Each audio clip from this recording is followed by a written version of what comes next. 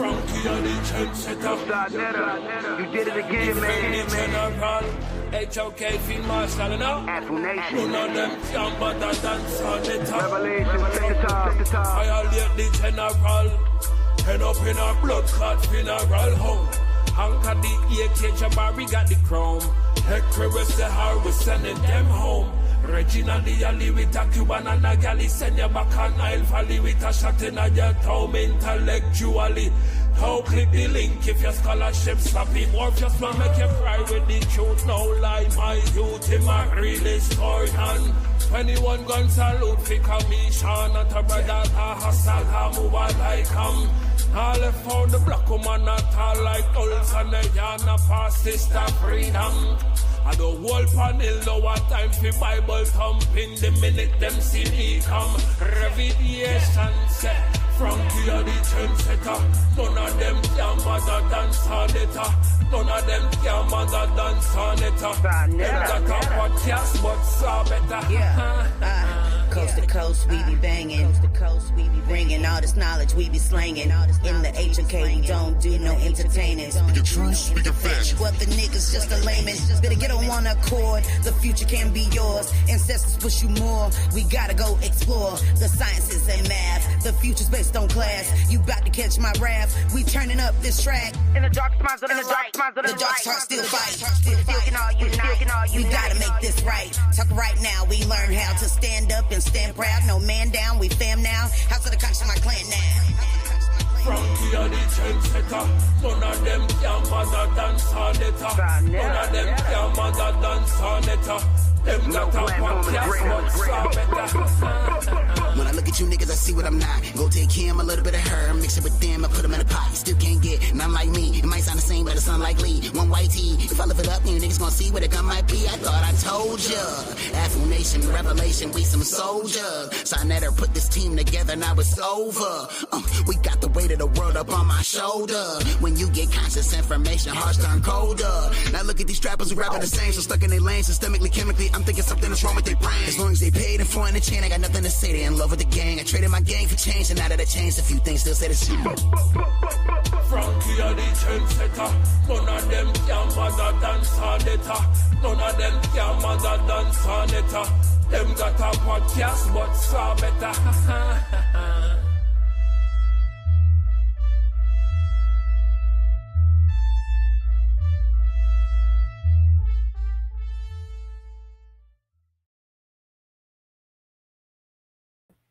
Peace. Assalamu alaikum. Hotep, namaste, Jambo, Ashe, Shalom, Shalom. All the greetings of love and light to the darkest minds of the light. I am Napashada. These are the Visionaries, and we are going to enlighten you this evening, this morning, wherever you may be, late evening.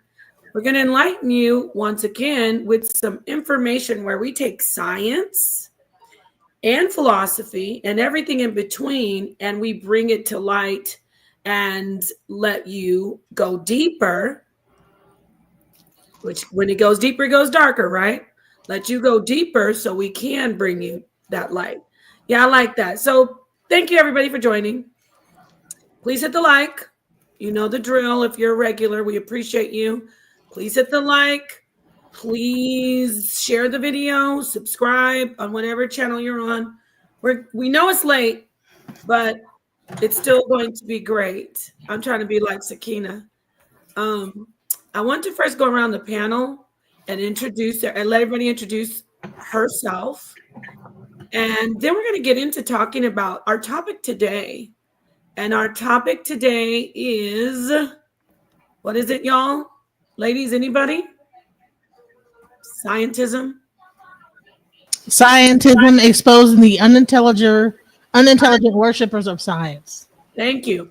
And we're going to obviously always, what's our underlying baseline of all these conversations? Consciousness. Consciousness embodies everything. So thank you so much. Genesis, why don't you go ahead and introduce yourself? We'll start off with Genesis. And she's not feeling well this evening. It is very late. Shoot. There's some troopers up here keeping their camera on. Most people are in bed. So we'll let Genesis introduce herself. I'm glad you're here with us. Genesis, introduce yourself, and we'll go around the panel. Yeah, I'm not feeling too well, guys, but I'm still here. I'm not in bed. I'm definitely sitting at a table at my desktop. But yes, I'm Genesis. I'm a Orisha practitioner. My crown is Oya. I have been practicing over the past 6 years in the Ifa tradition and faith, which is a African applied science. Um, and happy to be here. Thank you so much. And we will go to Sakina Ra, the queen, Sakina. She's she goes deep and brings us to the light. Peace, Sakina. Go ahead and introduce yourself before we get started. Well, Akamaya, everybody. I'm Sakina Ra, and I am. I'm not gonna go all that. I'm a practice. Yes, I'm a comedic practitioner, and soon to be, hopefully, uh, I want to be I'm gonna leave that in the open, right? But shout out to Shimshu Haru, 2022, and Tepi Jabari, and shout out to the House of Consciousness, right? And I also want to give a shout out to the community of skeptics. The community of skeptics. You want to give a shout out to the community of skeptics. We're Yeah, beating up the community of skeptics tonight. No, you're not. You're beating up We're being nice. Gilligan's Being nice. Islands or whatever you That's call the it. skipper, but Right. it's still Okay, love. good. No. Listen. Let me just say this. Listen, let me say this. No. She can give a ride shout out. Wait, you can give a shout out to Ankh. I'm just playing around, but I just letting you know we about to whip their butts tonight. But go ahead, Queen. Okay, because I, as always, straddle the fence. And because I straddle the fence is because is right ain't always fair and fair ain't always right. And because I always see this side of always the middle. Right. And because of that's me. Right. I know you would do that. Right. I always get in trouble with both sides from the middle. Sometimes you don't get in trouble for me. No, I'm not saying you. So this is that not to plier. It don't apply to you. But now they call it non-applicable. Right. So it is what it is. Right. So this is why the title got me. Right. Because I'm one of the unintelligent worshipers of science. I am behooved with some of it because it's unfathomable to me. So much so I got cussed out by Cube for no damn reason. No right He reason. cussed me out too. Right. So again, right, I'm gonna join the club. I think we all done got cussed out by Cube at one point or the other. I want to just on the word unfathomable, because you can't fathom the unfathomable, and because it can't be explained, and I can't rock with that part because you want to explain the unexplainable. This is the problem. So again, some of the words I can't describe. Right. Let's let the other sister introduce herself, though. So with that being said, I can rock on both ends of this, but this is going to be entertaining because you do a good job teaching. And so do you. I just wanted us to introduce ourselves. So let's go. Okay. Thank you, Sakina, for all that. Letting us know where you, Sakina let us know right off the box, right out the block. Off the bat. What's up tonight, and I love it. This is gonna be 2 nights in a row, and Sakina is gonna be like, show me. Oh, wait a minute. Hold on. I missed something. Doc Too Sweet, your turn. Please come on in. And yes. Introduce myself. Please thank you. Respect, my brother. I understand. Thank you, Sister Nepal. So hello to the ladies on the panel, everybody in the chat. I'm Doc Too Sweet, your friendly neighborhood scientist. aka High Scientist Supreme. Very happy to be here. I'm always happy to have these elevated conversations and just share this information and knowledge. Thank you so Ready much to to my go. sisters. I love everybody on the panel. We got this. Let's just start off the bat because I wasn't going to bring it up. So Sakina is always spiritually in tune, believe it or not. When you think it's chaos, it comes together because, to be honest, I wasn't even really going to bring them up. I took their name out of the title, but Sakina, you did it. You once again, you did it with the spirituality and you drew it out. This is directed to Pseudo Killigan's Island. It's directed to the skipper. It's directed to the creature in the lagoon with her bad attitude. It's directed to the lying professor who consults the stone of Healy, also known as Chat GPT, for everything he does. And Mentirosa. thank you. And it's directed to their entire church of scientism. Because, see, when you came out and absolutely positively lied on the University of Virginia and tried to make people believe that the Department of Psychiatry and Neurobehavioral Studies with the Division of Perceptual Studies, when you came out and lied, professor, and tried to tell people that it was pseudo and it's not really mainstream science, that's when we knew we have a serious problem in this community. You're not helping people. Now, this is to the community of skeptics. It's all love. Since my sister shouted him out, Skipper, you're not helping people in this community talking about we're just doing science. You're pushing your religion. We don't even have the atheist who is Cube. He is a radical atheist. He doesn't even push the Church of Scientism like Pseudo Killigan's Island does and the community of skeptics. So today what we're going to do is we're going to outline first.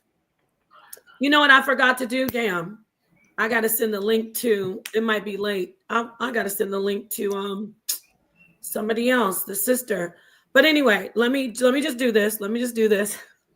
We need our information. You know, we got our information team out there. Don't do that. Come on now. Come on, Keisha. We need. I didn't say anything. No, I'm not saying you. I'm talking about everybody.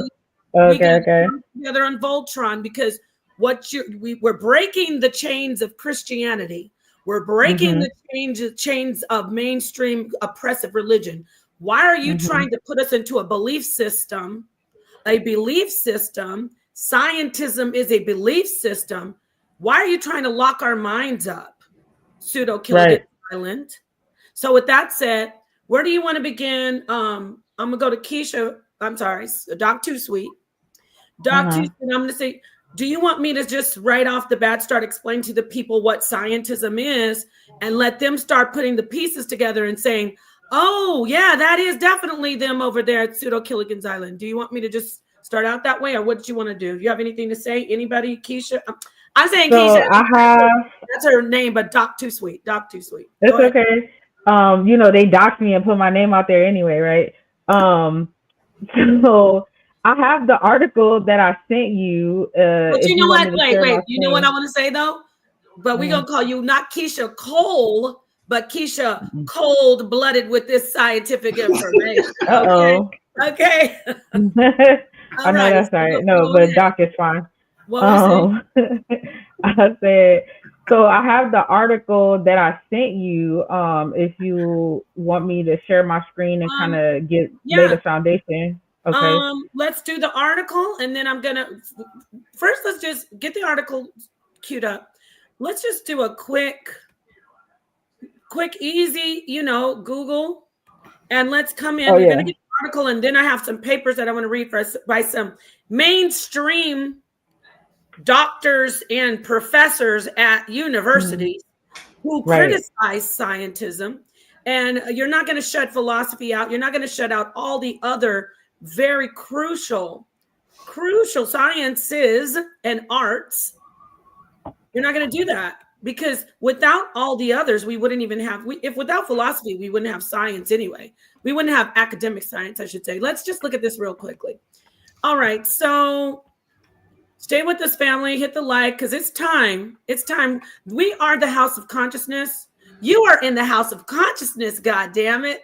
We are the house of consciousness. And what you are not going to do is try to lock our minds up. And you're not going to go through the entire community bullying people, trying to make us think that your God, science, is the only valuable informationist, okay, or information system. And by the way, I love science, right? We have a scientist on the panel. Right. We all love science. Right. So scientism is the belief that science and the scientific method are the best or only way to render truth about the world and reality. It is the idea that all forms of intellectual inquiry must conform to the model of science in order to be rational. Does this, everybody get your notebooks out. Does that sound like Pseudo Killigan's Island, yes or no? 100%. Very rigid. Go ahead. I mean, I was going to go around. What about you? Anybody else? Does this sound like how they are? Do they say only scientific method? Nothing else matters. Nothing else is real. Nothing else is actually valuable unless you can take it through the academic science? Right. So they're physicalists or materialists who would have you believe that unless you could see, touch, taste, smell it, then it doesn't exist. But science shows us that humans only see a small percentage of the electromagnetic spectrum, right? So that right there tells you that there's a lot going on that is outside of our ability to interact with, right? And for people who are so-called science advocates, to practice scientism goes against everything that science actually stands for, because science is honest, science is open. As we talked about it before, the pioneers that we hold in high regard would have been considered quote unquote pseudo or fringe or whatever the case may be. They did not practice scientism. They practiced science, which is meant for you to understand the world around you, not to put these, these parameters, parameters on obstacles. Discovery. Yeah. So thank you. So I want you to get your article, and then I'm going to pull up, which I pulled it up before. I'm just going to pull up that quote from the father of quantum physics, who let's see if he would be considered pseudo. But first, let's get that article up, and when we can go over it. Anybody, Sakina, Genesis, you can jump in at any time. I just we've been setting up this whole, what do you call it? Jumping them. You get them from front and get them from back. But y'all come on in and do whatever you need to do. Say whatever you need to say. If you don't agree, we're here. No echo chamber. Right. I believe in a nutshell, kind of, sort of, we kind of mimicking of a smaller, a bigger conversation, like we're saying that the scientists didn't create science, right? They're only edifying it, of saying that they, right, because science was created or invented by ancestors, and scientists are making discoveries. So now we're saying what? Right, because again, this is just saying that they are edifying or correcting or further enhancing, like the specialists. Again, we saying at one point you had an ear, nose, and throat doctor, but now you have ear, the nose, and the throat doctor. And I think this is kind of separate what you are breaking out, because you're saying that the psychiatrist, the philosophist, and the theorists, or the psychologists, or what have you, are these three separate people. I think when the philosopher came out, there was not the other person, the philanthropist. Right. And so now you have these two separate people, and they're having this discussion. You see what I'm saying? And so now, because I believe at one point we had this conversation, we said You trying to build a rocket, but we just trying to cook, because this is still science, right? Because Yeah. you still have science to break cases, because DNA was not part of. I'm gonna land with that. DNA was not part of some of these discoveries, but you saying DNA to these fossils, but some of that is not in there. You see what I'm saying? Okay. And so I'm gonna land with that. I'm gonna just land with that. Okay. Thank you, Queen. No, I get. Yeah, you mentioned how like things are separated now, kind of compartmentalized, whereas in the past it may not have always been like that. And that's one of the things with science. You have to be very careful not to put any of your dogma onto it. So you guys can see my screen. Everybody can see. Yes, ma'am. And Genesis, did you Okay. want to say anything before the sister starts Oh yeah, reading? I'm sorry.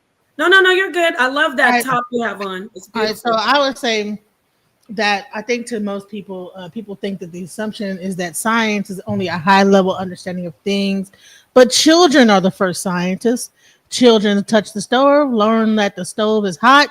Don't touch the stove again. You know what I'm saying? Okay, boom, it's hot. They The nice understand what hot is experiment. from that point, and therefore they know hot. Okay, we as adults can try to tell the child hot. No, don't touch the stove. But they don't understand unless they experience hot. It doesn't exist to them, right?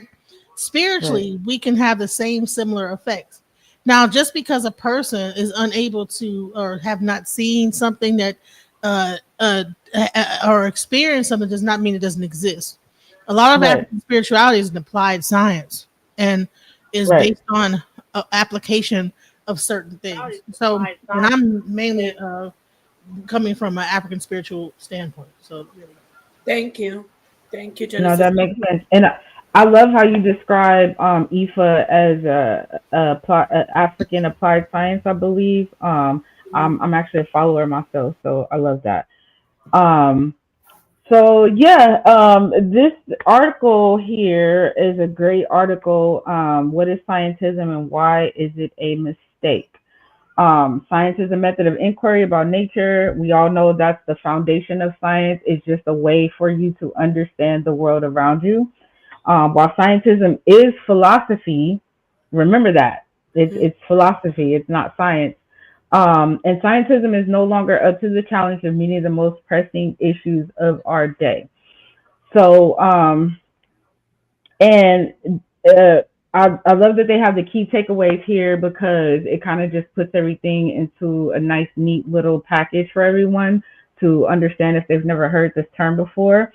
So number one, science and scientism. I'm sorry, Doc Too Sweet. Can you let us know the website? Big think. Just give people background on the website, just real quick, like in 2 sentences. What is the Big Think? What is this? Oh, so they do cover different topics, scientific topics. It's pretty straightforward, and they are pretty reputable as far as like presenting information. Thank you. Okay, proceed. Thank you. Thanks. So, so science and scientism are not the same. You can deeply value the former science while rejecting the latter, which is scientism. Scientism is the view that science is the only objective means, like Nepal said, by which to determine what is true, or is an unwarranted application of science in situations that are not amenable to scientific inquiry. And the last point here, science is a method for asking questions about the world. Scientism, on the other hand, is just one philosophy among many about the relationship between human beings and their experiences. I thought the way that they presented this was amazing because a lot of people who want to be correct, right? They follow whatever the consensus is saying. They follow whatever the mainstream is saying. However, as we mentioned, that's not where the discoveries are being made, right? It's like when you're in a comfort zone, you're never going to evolve unless you step out of that comfort zone. And scientism just does not allow you to do that. I didn't want to read the entire article because I prefer people to read it for themselves so they can have their own understanding. But I did just want to read a couple of points. Please. So again, yes, thank you. So again, it's asking, what is scientism? So if you ask Google to define scientism, you will get excessive, let's keep that word in mind, excessive belief in the power of scientific knowledge and techniques. Wikipedia calls it the view that science is the best or only objective means by which society should determine normative and epistemological values, and goes on to say that it's an unwarranted application of science in situations considered not amenable to application of the scientific method. So what this is saying is that, in other words, if it can't follow the strict scientific method, if we can't put it in a box and quantify it in the way that the scientific method requires, it's pretty much tossed to the side. So one of the things I know we're going to get to, or hope that we get to, is the information presented by Dr. Grayson. We're talking about how this quote unquote professor misrepresented completely what the doctor, basically all of his research over the last 40 years, which is very disrespectful if you ask me. Yeah. And he, when he was doing his research, he always had this fear or worry that his Yes. peers were going to ostracize him or, basically cast him aside because the ideas that he was presenting were outside of the realm of science, as far as he had known at that point. So another point I just wanted to stress on this article really quick is this part here where it says changing the meaning of objectivity, right? So we all know objectivity is supposed to mean we have an unbiased, impartial view of things. And as humans, it's hard to do that sometimes, but this is where science is supposed to step in. Science is supposed to set those parameters to say, okay, these are the rules. This is what we need to look for. So in scientific practice, objective simply means that two people do an experiment and get the same result. The experiment is a kind of recipe for asking nature a question. Since anyone, anywhere, and at any time can carry forward the recipe and repeat the experiment, if everyone gets the same result, then that result is said to be objectively true. It becomes a collectively established fact about our shared experience of the world. And really quickly, this idea of experiences being anecdotal, right?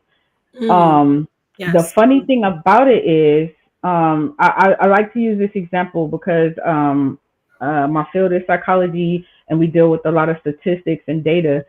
So if you have, let's say you have a sample group, right? And out of that, let's say 100 sample group, and I'm just using random numbers, let's say you have 45 of that 100 that has an experience. Science and the parameters set by the scientific method will say that that 45% is still considered anecdotal because it's less than half of that percentage. But then do you take that 45% and just dismiss it and say that it's insignificant? Of course not. So this is where we kind of cross that bridge into scientism, because many doctors and scientists would just say, hey, these are the numbers, this is what it says, that's anecdotal, we're going to ignore it. Thankfully, Dr. Grayson and a few other prominent doctors and scientists decided to not let scientism guide their inquiries, right? So, and this is the last point I just wanted to make, because it goes into why scientism is a folly, the folly of scientism. And this is the author of the article speaking. He says, now I'm a passionate scientist who is passionate about science. I believe all of us here, Nepal, I know you're passionate about science. I'm very passionate about it. He says, and all of us. Yeah. Genesis, right? But I also think scientism is a huge mistake.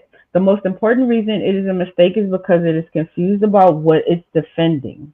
Without doubt, science is unique, powerful, and wonderful. It should be celebrated and it needs to be protected. Scientism, on the other hand, is just metaphysics, and there are lots and lots Wait, of no, metaphysical. you gotta repeat that. Let me put you on the big screen because they try to play in our face about metaphysics. That would No, be pseudo, listen. correct, ma'am? According to these pseudo killigans, According to the island, the castaways, right, right? Go ahead, repeat right. that, what you were just reading. Read it again for us. Scientism, on the other hand, is just metaphysics, and Uh-oh, there say are it one lots more and time lots. because you know I'm slow with the bomb. Say it again, please, so we can get the sound bite. Scientism, on the other hand, is just metaphysics. So, and that is huge, right? Because if you're a so-called science advocate, but you are not able to think in an innovative or pioneering type of way, that means you're never going to make any new discoveries. You're just going to constantly regurgitate what has already been said and done. Again, we mentioned people like Einstein who had to completely throw away almost previous understandings of how our world works and hypothesize this brand new understanding of the world around us. And had it not. Uh-oh, we can't hear you. We can't hear you. I think your headphones either might have died or something happened. We heard you about the Einstein and then it stopped.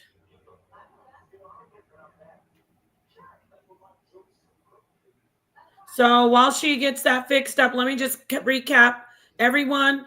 What she is reading is we are exposing what is actually going on with pseudo Killigan's Island, aka the fake killers, aka the community of skeptics.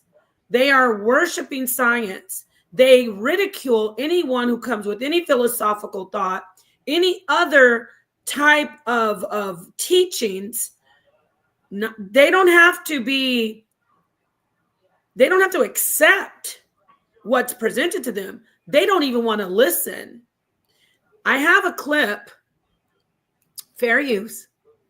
You took down the lagoon, the creature from the lagoon took down both those videos where the professor, also known as Cedric, was blatantly lying about the information on Dr. Grayson, Sam Parnio, Sir Roger Penrose, just blatantly lying on the University of Virginia.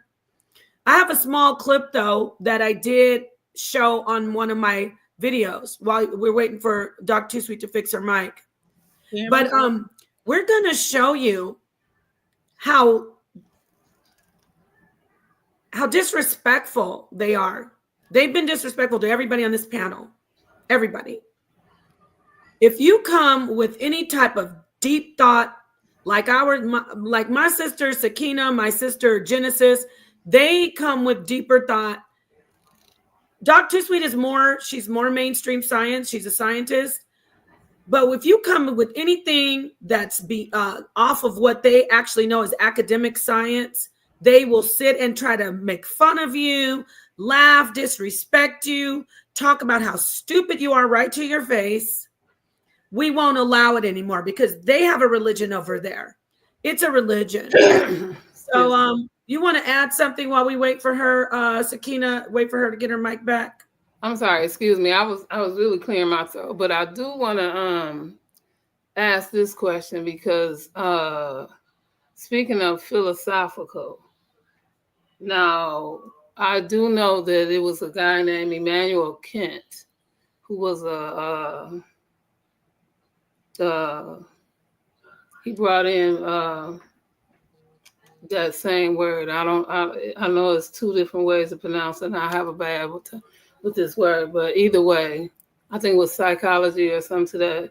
But when it came to this Kabbalah or what have you, because again, it was a different practice for me in my walk. However, this is about humanity. Okay, so when we talk about in America, only in America. So this philosophical thing in science, especially when the way Dr. Too Sweet broke that down, the philosophical versus the science, or the science. What was the word? The Scientology or science? What was that?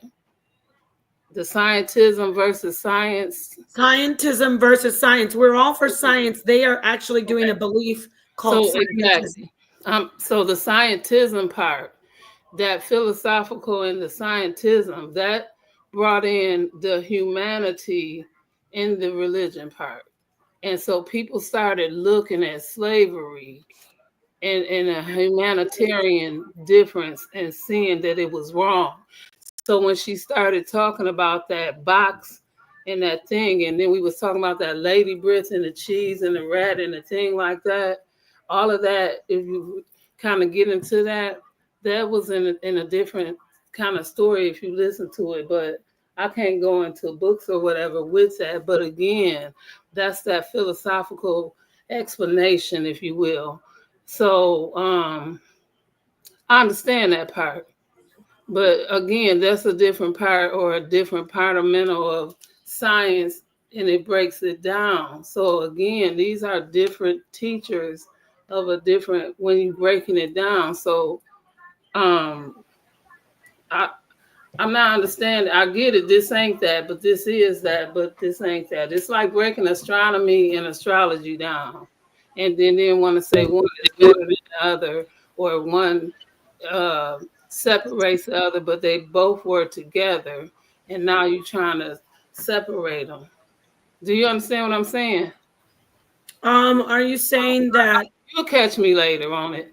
No, but are you saying that philosophy is not? It shouldn't be separated from academic mainstream science?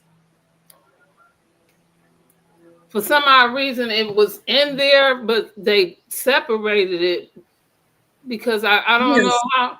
Listen to me. I can't even explain it to this point, but this is where it was. Can I like kind of expound on that? Come on in. Yes. Go ahead. I just want to say that where it really breaks down is that it's educational suppression, and it starts at childhood in schools. Okay, so what happens is that children are taught to conditions school conditions students to obey authority figures, teachers, not in school at that time. But hold on, let me just make my point, right? And then it suppresses them to questioning foundational assumptions or exploring alternative paradigms and things like that. They're penalized for that, right? And so what happens is then you come up with scientism. People grow up trusting institutions over independent thought. You know, science becomes a monolith, something that to accept, not something to do. Scientific consensus is seen as an immutable truth rather than a working model always open to revision. So with scientism, only scientific knowledge is valid. Anything outside of measurable empirical evidence is inferior, meaningless, or false. Scientific institutions and experts are the final people that have the truth, even in domains beyond their scope, like ethics, metaphysics, consciousness, or spirituality. So therefore, you have people that will go beyond science and then have to say, well, no, well, this is wrong or whatever. But if you have a specific focus, you can't speak on something else, right? How can you say that this is not true if you haven't did the scientific research to know? You just say, oh, it's pseudo.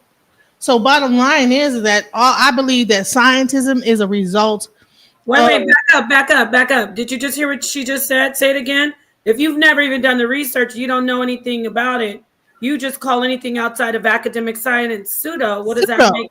What does that make? That makes you a scientism, a person who fits into the definition of scientism, correct? Pretty much. So basically you're calling something pseudo that you haven't done any scientific measuring or research on, and just say that it's pseudo. So therefore, right, but the philosophical part is saying that you have to live it or do the work, or it has a softer side to it, saying something totally different than saying science. So again, it's like saying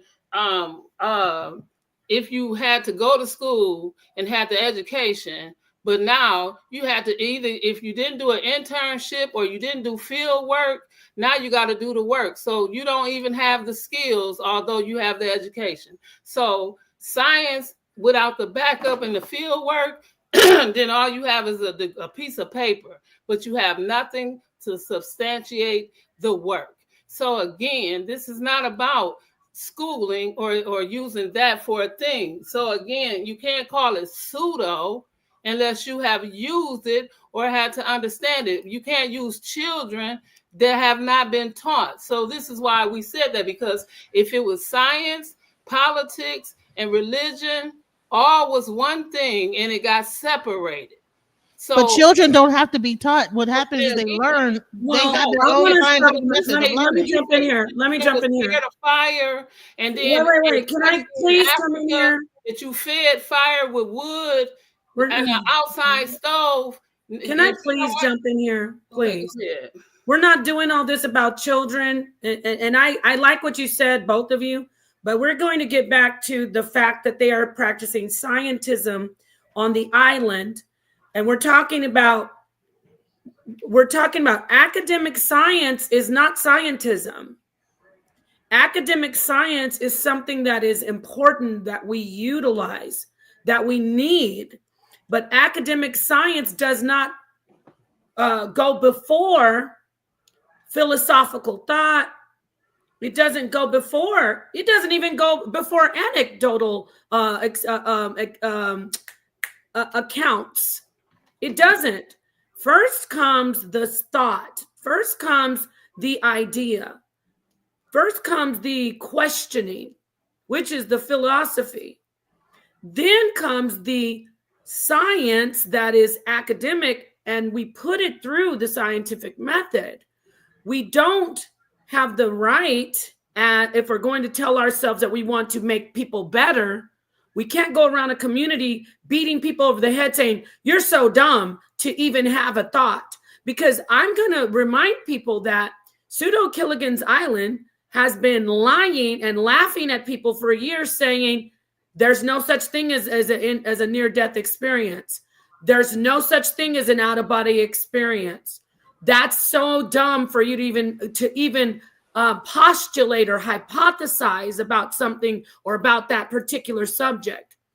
Now, mainstream neuroscientists, psychiatrists, doctors of philosophy are coming in and saying, we're working together on this, and we need to find out why so many people are having near-death experiences. Dr. Bruce Grayson, Sam Parnia, Dr. Sam Parnia, Sir Roger Penrose. You get it? Dr. Hammeroff. All of these doctors and all of these mainstream academics are saying, hey, hold on now. Science is we're supposed to use science to examine this. We're not supposed to just dismiss this and throw it away and say, if we don't know what it is, because you know what it's doing? It's exposing the hypocrites. We don't know what's going on. We don't know if with Fermi's paradox, talking about intelligent life outside of human life and outside of actually earthlings, we have not locked that in. We have not discovered that there is intelligent life other than the life on Earth. However, there is astrobiology, there is astronomy, there is astrophysics. Those are mainstream sciences that study what we don't know. If I sit here and I say, oh, that's such a joke, haha, yeah, life outside of Earth, ooh, aliens, I'm just a fool. I'm just a scientism. I fit into the box of the scientism philosophy or belief. So scientism is what's being practiced on. That's why they can't get off the island. Can you hear me now? That scientists change their mind all the time. Scientism people will say that changing your mind is hearsay, right? But actual scientists constantly are evolving and changing and coming up with new things. When I was bringing up the children aspect of it is because this is an institutionalized way of thinking that it starts from the school system that we all came from. And so therefore it teaches you not to challenge, not to do this. And so some people stay in that lane and they become scientists, scientism experts. Then you have the creative people that say, well, there could be something more, right? So you have people that, what happens is in school, people are put into like different categories. Some people go to the left, some people go to the right. And that's what I'm saying, is that our system of education is the culprit that allows this to happen. Okay, and with that said, I want to get to this paper because we added a lot of our input. I appreciate it. I do want to read this from Jacinta Phoenix. Shalom, back to you.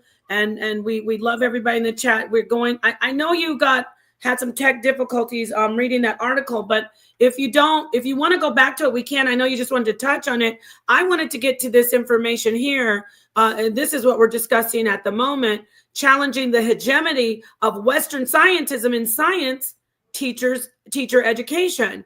So this is what you were talking about as far as school and mainstream academics. But Doc Too Sweet, are you okay moving on or to get to this paper? Yeah. I just want to make sure. Can y'all hear me? Yes. Okay, good. Yeah. Please go on. Okay, so Gita Verma is one of the researchers that's cited on this. She's a professor of science education. She's not some swami, which I respect the intelligence of a swami. She's not a babalao. She's not a Kemetic priest. She is a professor of science education at the School of Education and Human Development at the University of Colorado, Denver. They hate to hear stuff like this on the island. The pseudo-Gilligan's Island castaways don't like when we talk about the University of Virginia, when we talk about the University of Denver, Colorado. They don't like it because it breaks their schema, and their cognitive dissonance is shaken because scientism is their belief. So if I say what I'm about to read, one of the people that they call one of their prophets of their religion, I call scientism a religion. One of their prophets of their religion is going against them. They can't compute it. But let's get to this paper and read what Gita Verma and her colleagues have to tell us about mainstream science and versus scientism, and how scientism is dominating and really choking science teachers. It's people like what the sister Doc Too Sweet said about Dr. Grayson. Shame on you, Cedric, for lying on Dr. Grayson. Dr. Grayson says in his book, when he says, and after he says, you know, I was called in the office, and my basically the head of the department where the university where he worked told him, if you don't stop studying this near-death experience stuff or this afterlife stuff, you're not going to be able to make it. I really like you. You're such, even Cedric was praising Dr. Grayson. He said, you're a great psychiatrist. Come on, leave this all alone. And so this is what our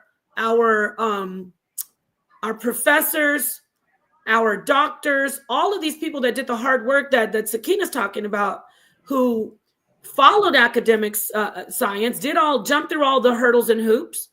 They say, okay, I thought this was science. I want to study everything that we don't know about, but they're shut down. The same thing could have easily happened to Max Planck, or as a sister brings up, Einstein, Schroeder, the list goes on and on. They destroyed Tesla's life, Nikola Tesla. So I went on and on, but I just want to read this paper. I'm not going to read all of it. I'm going to go down to the portion where it starts talking about, let me get it, the globalization of science. In 1543, Copernicus published De Revolutionibus Orbium Coelestium, and a foundation stone was laid for the myth of science as predominantly Western construct. We are using the word myth here in the same sense as McComas 1996 being. Now, whenever you hear me cite the names. Just know this, whatever I'm reading is an excerpt of the work of that particular author. Okay. So here is the excerpt. Typically defined as traditional views, fables, legends, or stories, the explanatory role of myths most likely accounts for their development, spread, and persistence. Remember that word. Myths are persistent, right? But how could they be invaluable if they're persistent? But let's keep going. I mean, I just want to throw that out from my own personal point of view. However, I'm back to the quote. However, when fact and fiction blur, myths lose their entertainment value and serve only to block full understanding. In critiquing the myth, Poskett has chronicled how the development of Western science is intimately related to key moments in global history and the growing connections that have increasingly tied nations together. These connections brought different people and scientific cultures together, sometimes by choice, often by force. One enduring legacy of this ongoing process of globalization has been that Western science is perceived by many as, quote, inextricably entangled with colonialism, especially British imperialism, unquote. Another legacy is the impact of globalization as an economic model in concert with science and technology, challenging people to move into global societies and at the same time to preserve their diverse identities. Against such powerful economic imperatives, local forms of knowing are often devalued, delegitimized, or erased. Let me read that again. Against such powerful economic imperatives, local forms of knowing are often devalued, delegitimized, or erased, resulting in the perpetuating of discriminatory relationships. For many others, including those of us encultured into and benefiting from the myth, the perception of the impact of science is more benign. With societies and scientific advancement engaged in steady march toward knowledge, understanding, and progress for all, as the position statement on the nature of science of the National Science Teachers Association states, contributions to science can be made and have been made by people the world over. As a consequence, science does not occur in a vacuum. Scientism does, though. In effect, it affects society and cultures, and it is affected by the society and culture within which it occurs. Do you want me to read that quote again? See, we're not we love science. We embrace it. We gobble it up. We can't live without it. But what we don't do is say only science, only academic science is what matters. It is only what is valuable. It is only what leads us to the truth. It is only what we need to be able to grow intellectually and be the intelligent beings that we want to be. Understand? So I'm going to read this quote again, and then I'm going to finish this paper up. I know it might be tedious, but you really got to listen to this. And then we can talk a little more about it. So let me just read this again. Contributions to science can be made and have been made by people the world over. As a consequence, science does not occur in a vacuum. It affects society and cultures, and it is affected by the society and cultures within which it occurs. Now, with that understood, I'm going to take a look at the chat and the audience and the panel. What do you take from that? I'll start with Doc Too Sweet, go on down the line from Sakina and Genesis. What do you take from that? Just what we've read so far. Doc, you're muted. Can you hear me like this? We hear you. Yeah, you were muted. Oh, good. Okay. I think it's a great article, one, and it just I brought up how, remember yesterday I talked about the whole scientific revolution and British imperialism, how they came in and kind of remixed everything. So I'm glad that the article touched on that. And it I think this article shows us how frustrating it can be for educators.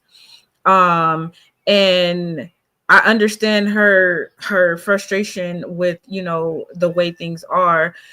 Even for myself, when I began college, I wanted to teach, but once you realize that you are stuck within this tiny box of like what you can say and what you can't say, I realized it wasn't going to be for me.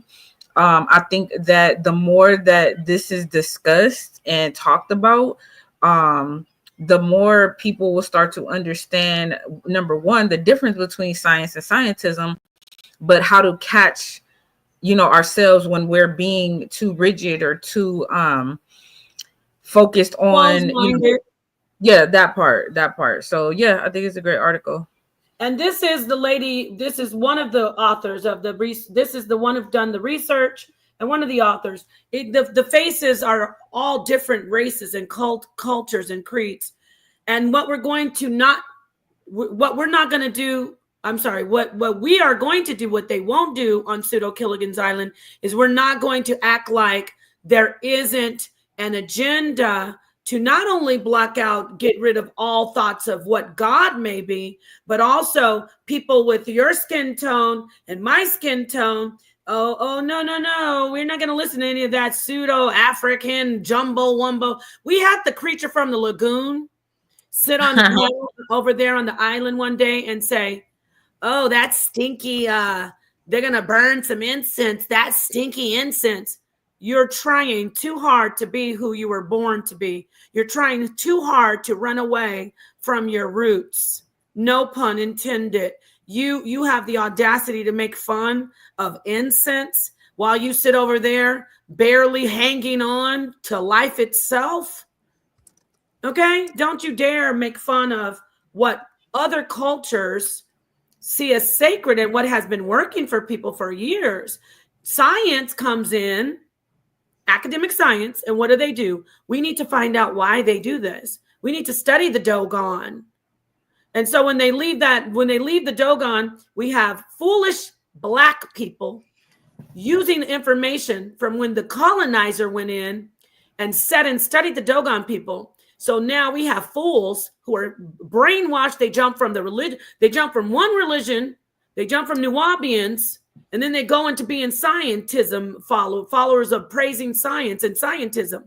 They're still in the religious belief mind. You're still locked in a belief because you're going to make fun of people when they talk about the Dogon and their ancient ways of being able to look into the cosmos, and they knew all about the dog star. They knew about Sirius. And you're going to say, oh, that's you so dumb. Science told us that, two colonizers came over there and the master was listening to them.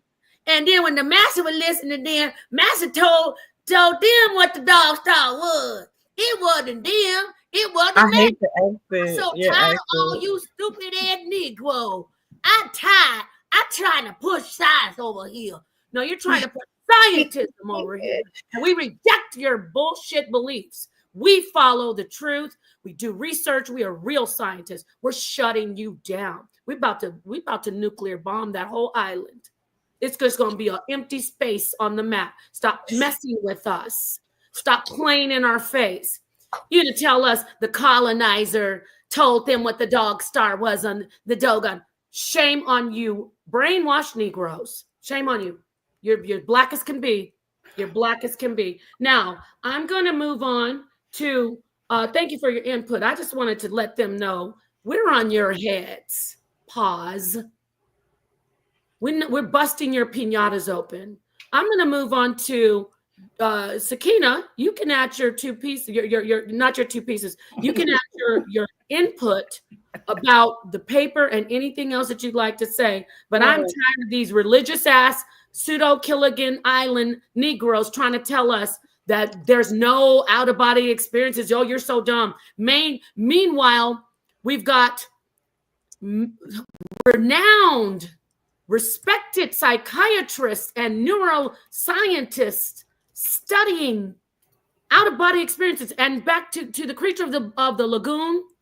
Yes, out-of-body experiences are astral projection. Okay, Yes. read a book. Read a book. Right. Get off Chat GPT. Read a book. Simon and Tostaneri. Now, what would you like to add, Sakina? Well, again, only this further to me states that the philosophy or whatever the word is further proven or stating again this was helped to free slaves, right? In America, again, because of the guilt, not the guilt trip, but this was part of the Church of Scientology, if you will. But this was part of that, because you had the, I forget what it was called.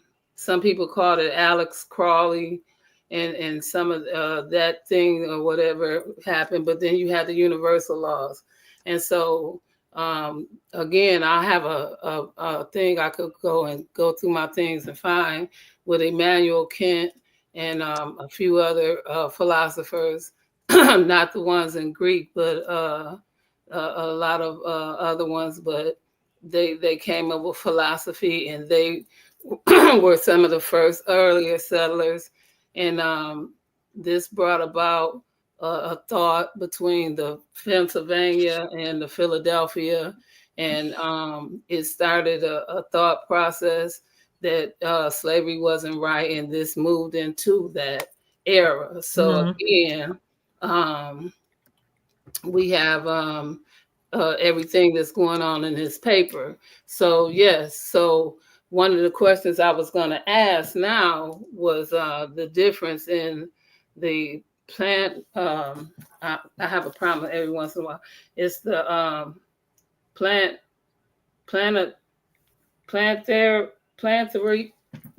I can't even say the word right now. What is spell it? What's the word? Plantrapy. Philanthropy? Yeah, that word. And the word I just said, the one we're discussing right now in science, because I know there are two different things, right? And they can be discussed outside of science, but what are they inside of science? Because when we say they're departmentalized or characterized, because you can use them as far as psychology, right? But yet you can use them in science. So what part do they have in science? You see what I'm saying? Yeah. I think the issue, science, right? Because philanthropy can have everything to do outside of science, because it's a deeper outside of science conversation. Just like, did you say philanthropy? Right, philanthropy. Yeah. Right. Right. This is a whole discussion of like economy, and just like the psychology. This deals with a whole spectrum of the people, humanity, and that's what when we talked about the humanitarian and that's why we was talking about that, and I said that was a humanitarian and all of that. That's why it brought out the difference in the religion and that aspect when y'all was trying to point that out with exposing this part of science being a religion and X, Y, and Z. No, we're not saying science is a religion. Never. Scientism. Scientism, right? And that's because of that part, because it did help free slaves, right? Because they saw it to be wrong. That's why I said that the humanitarian part, that's a whole separate entity. But right, but if you knew that they were all one thing and that they had to separate, that's why. So again, that's why I'm telling you, I see everything from one side. So I get that it's scientism doesn't mess with philanthropy in that way. That's That's my question to you, though. Thank you. Okay. Thank you. That's what I'm saying is, if you're talking about humanism, that's science, that would align with scientism in the way where they really are very rigid, and they say everything is material. We need to just focus on ourselves. We need to promote humans. And then, of course, scientism, mainstream science, would work well in that whole mindset. And if you are someone who practices scientism, I'm going to say that, then you would be like, nothing else is out there. And so if you want to be a humanitarian, it would have to still, before anything, it has to fit and follow academic science. So for instance, if I see this is how they do on the island, I got to keep on calling out the fake killers. If there was something that says, okay, there's an event, we're going to have a African spirituality event. They're going to be talking about all the spiritual things, but come on in, donate. They say donate because it's going to be good to help these people over in this part of a region. I ain't going to that, because that's about science. That's about pseudo nut. We gonna go to nothing that no playing no drum and playing on some drum and smelling incense. This is how you guys sound to me. I'm like, where's this accent coming from? It's so funny. I have a question. So yeah, I'm not finished. I'm gonna pass the mic, because the reason I literally, in my mind, that's how I hear them. I mean, not literally, but that's how I hear them, because it's so blatantly beliefs based and so unintelligent. Why are you worried about bashing everything else until somebody, the colonizer, funnels it into your black mouth?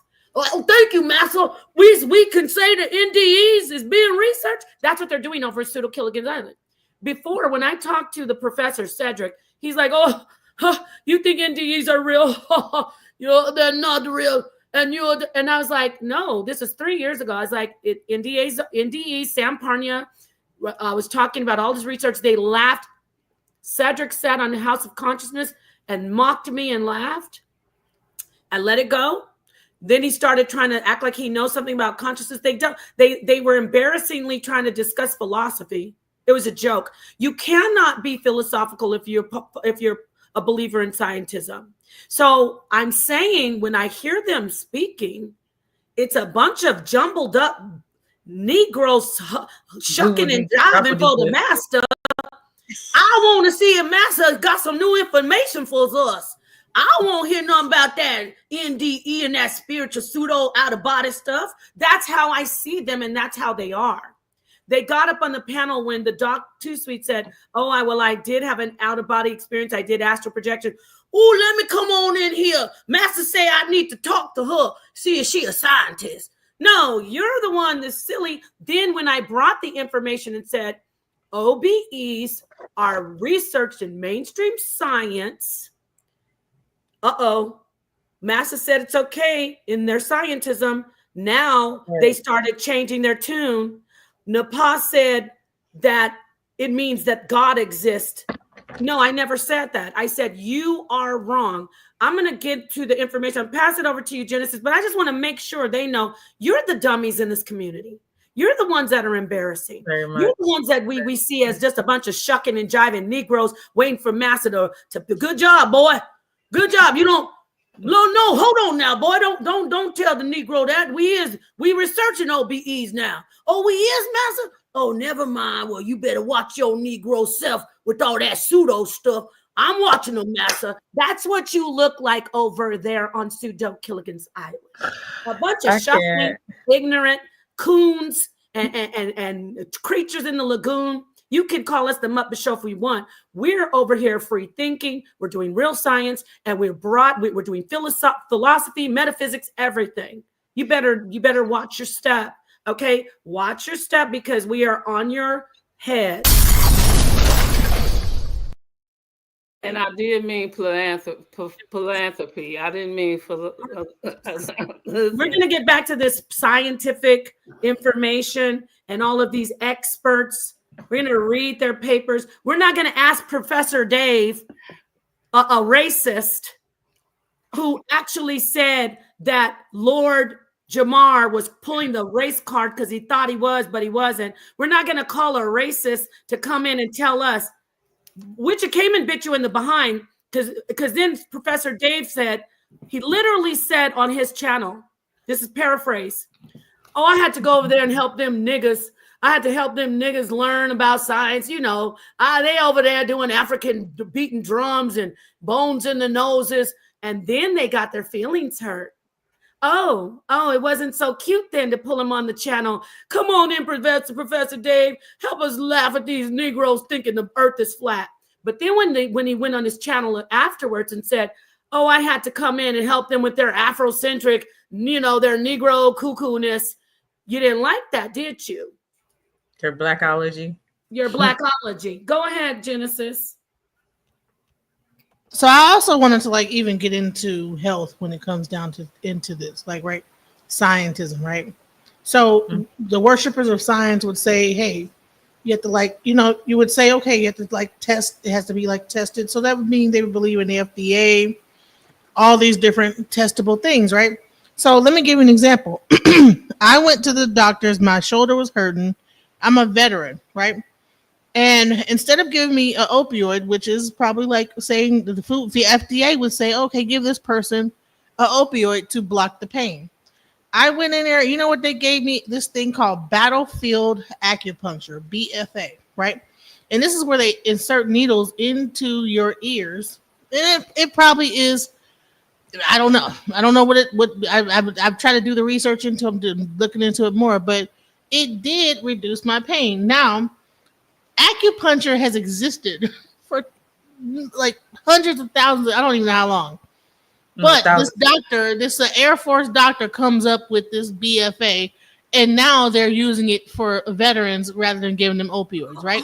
I'm sorry. Hold on. I promise I won't talk over you too much. He can't even spell anecdotal. Check it out. Right, I'm about to say. This one, the Castaways. Anecdotal. Here we go. You're not ready, Sosa. I whipped your ASS over on in the league. So you can't even spell anecdotal, so I know you don't know what it means. You just heard it said a couple times. Go read a book. Go ahead, Genesis. Okay, so you're saying it's not true or reliable, but I'm trying to tell you. No, he's saying it's just a personal account. So it means he BFA is something. He believes in scientism. No, we needed to use him as an example. I'm sorry to interject or cut you off.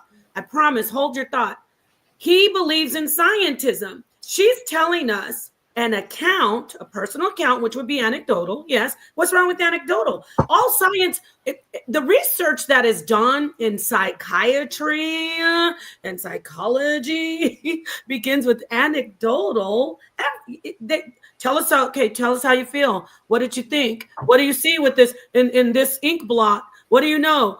So it's all a personal account, but then it goes to rigorous different methodology, different types of methods, I should say. So that's why we love science. But you are into scientism, so you're in a belief system. She's giving us some factual information on acupuncture, and you come in here, can't even spell anecdotal. It's an E, not an A. Anecdotal. Here we go. That's because you only believe in scientism. You are a scientism believer. You're not a scientist. You're a foolish. My boss, Master done say we supposed to, when we hear the word acupuncture, I'm supposed to come in and say acupuncture. ANACKTO. Get out of our chat talking crazy. You're not ready. Go ahead. I'm sorry, Genesis. Continue about. All right. So I just looked it up. Acupuncture has been practiced for over 2,500 years, right? So I guess after the opioid crisis that has happened, and the VA probably giving out a bunch of gabapentin and a bunch of, they love to give you some gabapentin. I'm a veteran, okay? So this is not just anecdotal. Any veteran will tell you that if you say I got some pain, they're going to give you a bunch of ibuprofen, 800 milligram, and gabapentin, okay? Listen. We could do a scientific study and ask about 5 veterans and tell them what they're going to give you. When you say you're in pain, it's going to be ibuprofen, which is going to mess up your stomach lining, give you high blood pressure, all kind of other stuff. No. We can't really go into all that medical stuff. Okay. Ibuprofen is very useful. But go back to talking about the. But no, let me finish my statement. They're going to give you like drugs. I don't want the channel to get flagged for medical misinformation. Well, they're going to give you drugs, right? Like pills, right? But what they did was instead, now what they've been doing is, I go in there, my shoulder hurts, battlefield acupuncture, right? This started in 2001 by a doctor, right?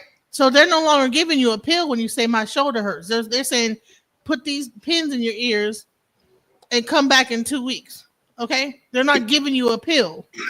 So what I'm saying is that now this is not FDA. This is not approved by the FDA. Acupuncture is not an FDA approved science. It's not an approved method. But what happens is that they can prove a certain part of it, and so then therefore, as time goes on, they'll say, okay, well now we'll accept it for this amount, but we can't say that it cures other things. You understand what I'm saying? Yeah. And that's what I was saying. When it comes down to science, based on what is logical for the community to be able to generate any kind of income on, that's when they will eke out the ability to use different things to say, okay, well now this is a scientific method, and now it can be released to the public when they can figure out a way to generate money off of it. Thank you so much. Yeah, because I was gonna just to piggyback off of what you're saying, Genesis, because even now, if people who are civilian who get hurt, they'll send you to the occupational therapist, and the occupational therapist has an acupuncturist in the office. So it's like they understand and know that this stuff is, obviously they know there's something to it, but it goes back to the idea of no, but we have to keep control. We can't just say this stuff it works and it's been working for 2,500 years, because then that's going to put out, that's going to put our occupational therapists out of business, right? So there is, I think, an effort to keep scientism at the forefront as opposed to scientific exploration, right? And I keep bringing these people up, but people like Einstein, Newton, Planck, you know what I'm saying? These were all innovators in a certain field. They had to go past what was established science at that time to be able to come up with new ideas about the world around us. And as Genesis mentioned, school, in a sense, conventional school suppresses that. We no longer praise independent thought. We want, well, I say we in general terms, but they want students to just, as long as you could work a machine or press a button or mop a floor, you know what I'm saying? Like that's all they care about. It's not about inspiring new independent thought at all. And I was gonna say too. So now go like now take that acupuncture and then go into Buddhism, go into Sufism, go into Hinduism, go into Ifa, right? And then they would say, oh, okay, meditate. Go within yourself. You can fix your own issues within yourself, mentally, physically, this, that, the other. That's pseudoscience now. So all these things have a scientific method of how to do certain things based on the research that enough people have done it to know that it works. But they would say that that's not scientific. That's pseudoscience. It's a placebo effect, but isn't a placebo effect measurable by a scientific method? Yeah, exactly. I was going to bring that up. But I do want to be careful. When we say scientific method, we're talking about the scientific method, and we're talking about academic science, mainstream conventional science. Acupuncture is useful. All of these holistic different types of therapies have proven to be useful, but we do want to be careful to not blur and say acupuncture and then use it saying they use scientific methods. There's only one scientific method. If we're discussing science, right? Are we all on the same page? So I'm not ashamed to. It's not going to take away from anything if I'm sure. So the scientific method is a very specific, method. It's not something that just can be applied to things that are known as, even though it's pseudoscience, it works. It's been working for thousands of years. So does law have a scientific method in figuring out if a person is guilty or not guilty? My thing is that we have gotten so thing about the actual definition of the scientific method that we have forgotten that, there's a method to figure out the truth of things throughout philosophy, throughout everything in life. So why would we say that only the scientific method over here is what's valid, but then the way that we figure out if this is that or this that the other ways that we think figure out things, that's not a scientific method. We say, oh, that's not even the same. But we're applying. It might be called something different, but it is a method that's based. There is a actual methodology to figure out what the thing is. You understand what I'm saying? Yeah, well, that's the issue though, is because the quote unquote scientific revolution that was brought on by British imperialism, that is what people use as like the litmus or the standard. So even if there is another method that is just as, effective, it's going to be almost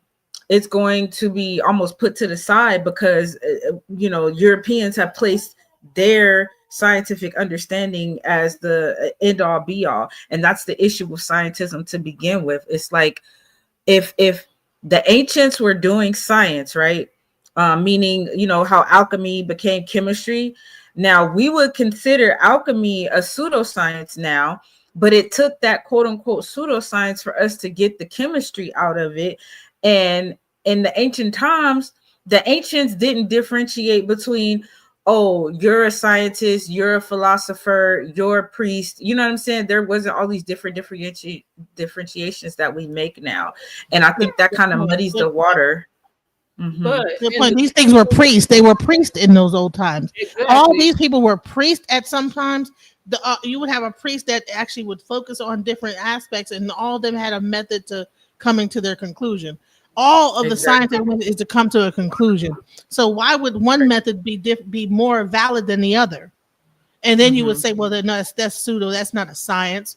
Well, you come to a conclusion based on it, and then lives are changed based on that conclusion. So why is one thing more valid than the other? And you got to say that's pseudo. Oh, law. So law would be considered pseudoscience, right? Because it's that European standard.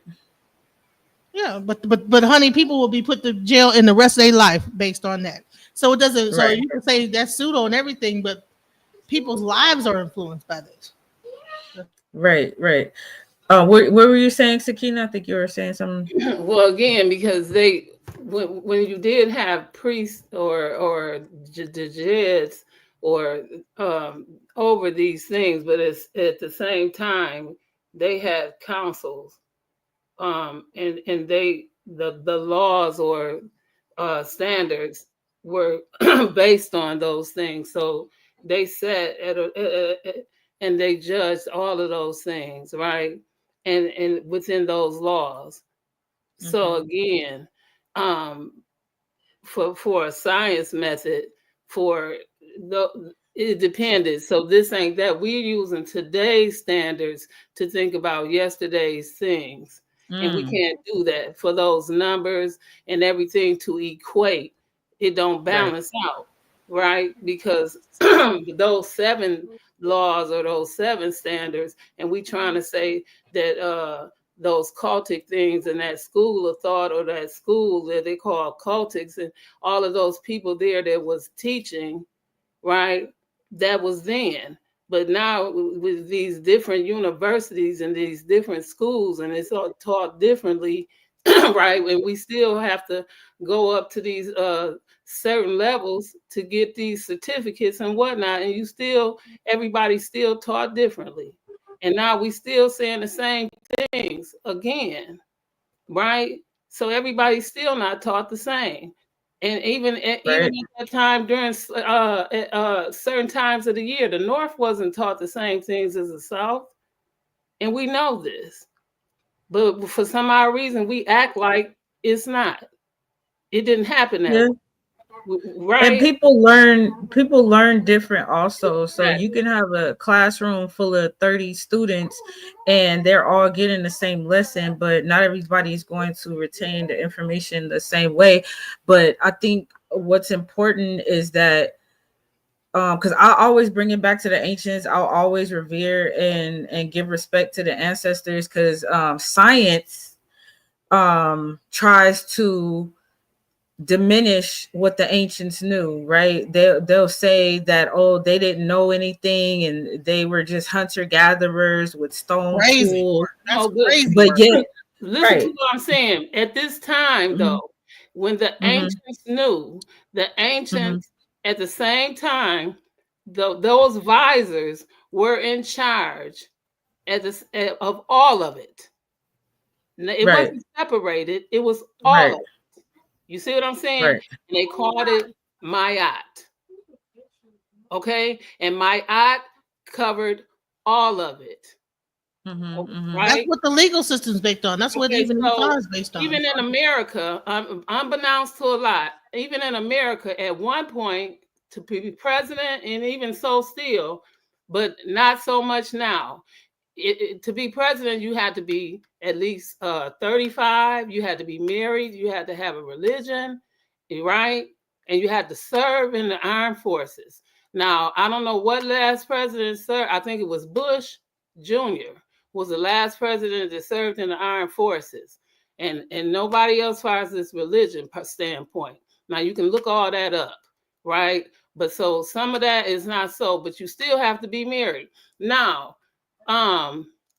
you see what I'm saying? So a lot of this is not that no more. However, when we talk about the law is still the law, right? And you have to have some of this still today. So without the law, it's not. So right now, the president, they saying he going too far.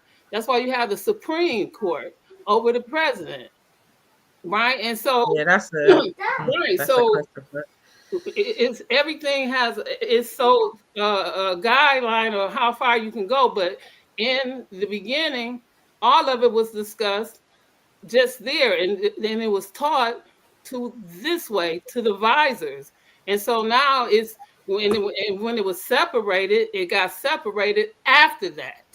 I have a question. I need to get back to the article if you guys don't mind, because this is going in. No, you were done. I'm just saying I don't want to go too far off. Because I was going to just say is that doesn't law dictate science? Isn't every scientific thing ruled by a law? Okay, before you can actually even give out about the science, the academic science, and the scientific method that is involved in it.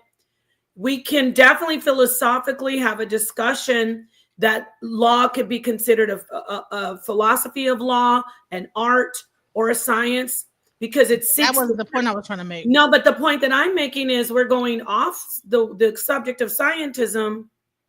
So I don't want to keep on discussing. If you want to make a point that law is science, go ahead. And then I'd like to get back to the point I was trying to make is that the very thing that is not a science is used to govern science. How is that? Okay. How can you create something that is not scientific and govern the thing that is science, right? Laws can be put in place to stop certain aspects of science. So for instance, like I just talked about acupuncture, right? You could say that, based on the law, right, that cannot be considered a valid FDA approved situation. A herb cannot be considered a thing because FDA, it was not approved. It didn't go through certain methods, but that's legally they could say that this is not approved by the FDA because it So how could you use something that's not a scientific thing to determine something scientific? So Doc, I think she put. Well, I'm going to answer. If you don't mind me just getting in here, because you've proven that science, academic mainstream science, isn't all that is useful. You made a good point. You see, if you were a believer in scientism, you wouldn't be able to say that, what you just said. And now I'll pass the mic over to Doc Too Sweet. Oh, I was just going to say really quick that a lot of that has to do with capitalism, right? Because if science admits that hey, we don't need these pills. You could just go out in your backyard and grab some mullein, or some what's the weed, dandelion, right? If they were to say that, then there's money, there's businesses, there's capital that's lost. So when Genesis brings up how can the law dictate the actual science, I think that only happens because of the capitalist, So the that means capitalistic that ideals. science could be corrupted. That means that science Oh itself yeah. is corrupt, because if you're going to say that certain things are pseudoscience, that the law itself, the reason why things can be dictated as pseudoscience, because that the law itself can block the thing, that the thing could actually be proven, because it will determine whether things could be, you know what I'm saying? Like, I wish I could, like, Yeah. I can't just, I get where you're going with it. Yeah. I get where you're going. It leads back to the scientism, because at that point it's not about the science anymore. It's about how much money can we make and how can we sway public opinion in the direction that we want it to go. So it's no longer honest. It's no longer about the science anymore. So yeah. Yeah. So on the paper, I remember that I had read where it says, one enduring legacy of this, talking about the global, wait, let me go back. The Western science, right? Uh-huh. Mainstream conventional science. One enduring legacy of this ongoing process of globalization has been that Western science is perceived by many as inextricably entangled with colonialism, especially British imperialism. Another legacy is the impact of globalization as an economic model in concert with science and technology. So you kind of are discussing that part, right? Let's get down, if you don't mind. I wanted to get to this excerpt, or actually this, to continue reading, where it says, while this recognition may be welcome, it remains that the myth of Western science continues to minimize the contributions from people of color. See, now we're talking about the stuff that Genesis is saying, the acupuncture, the different therapies, so that are, not mainstream Western, correct? So African spiritualities, different Asian spiritualities, right? So Western science continues to minimize the contributions from people of color, women, indigenous people, and other marginalized groups. As journal editors, to challenge the myth was a catalyst behind, understand our capacity as journal editors to challenge the myth was a catalyst behind inviting our colleagues, Albert J. Rodriguez, Sharon Mark, and Christina Restrepo Nazar to be the guest editors for the Exposing and Dismantling Systemic Racism in Science Education. See, it's a very important topic for us. I'll just leave off there and hand the mic back over to the panel. It's a very important topic for us, not only as people of color, but also women.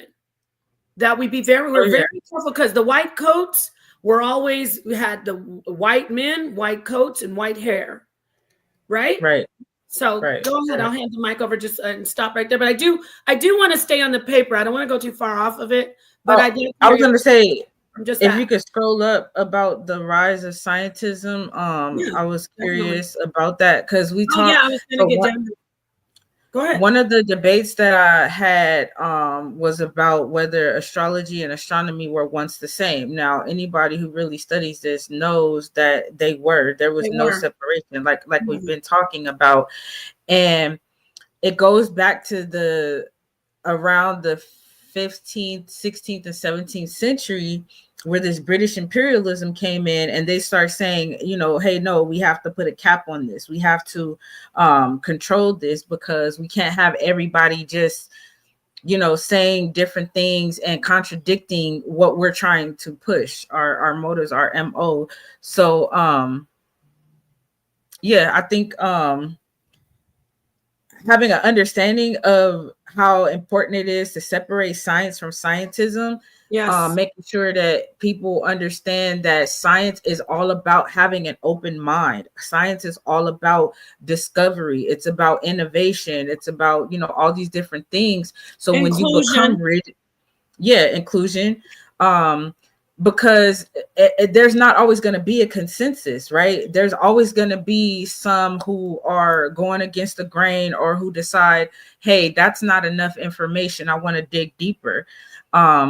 And so people should make sure that they're not becoming this rigid, thinking that there's some authority on science when they can't even grasp half of the things that science is trying to convey. So, yeah. Yeah, let me say that happened a little before that, before the British even, because even according to a Bible source, we'll say that Greeks,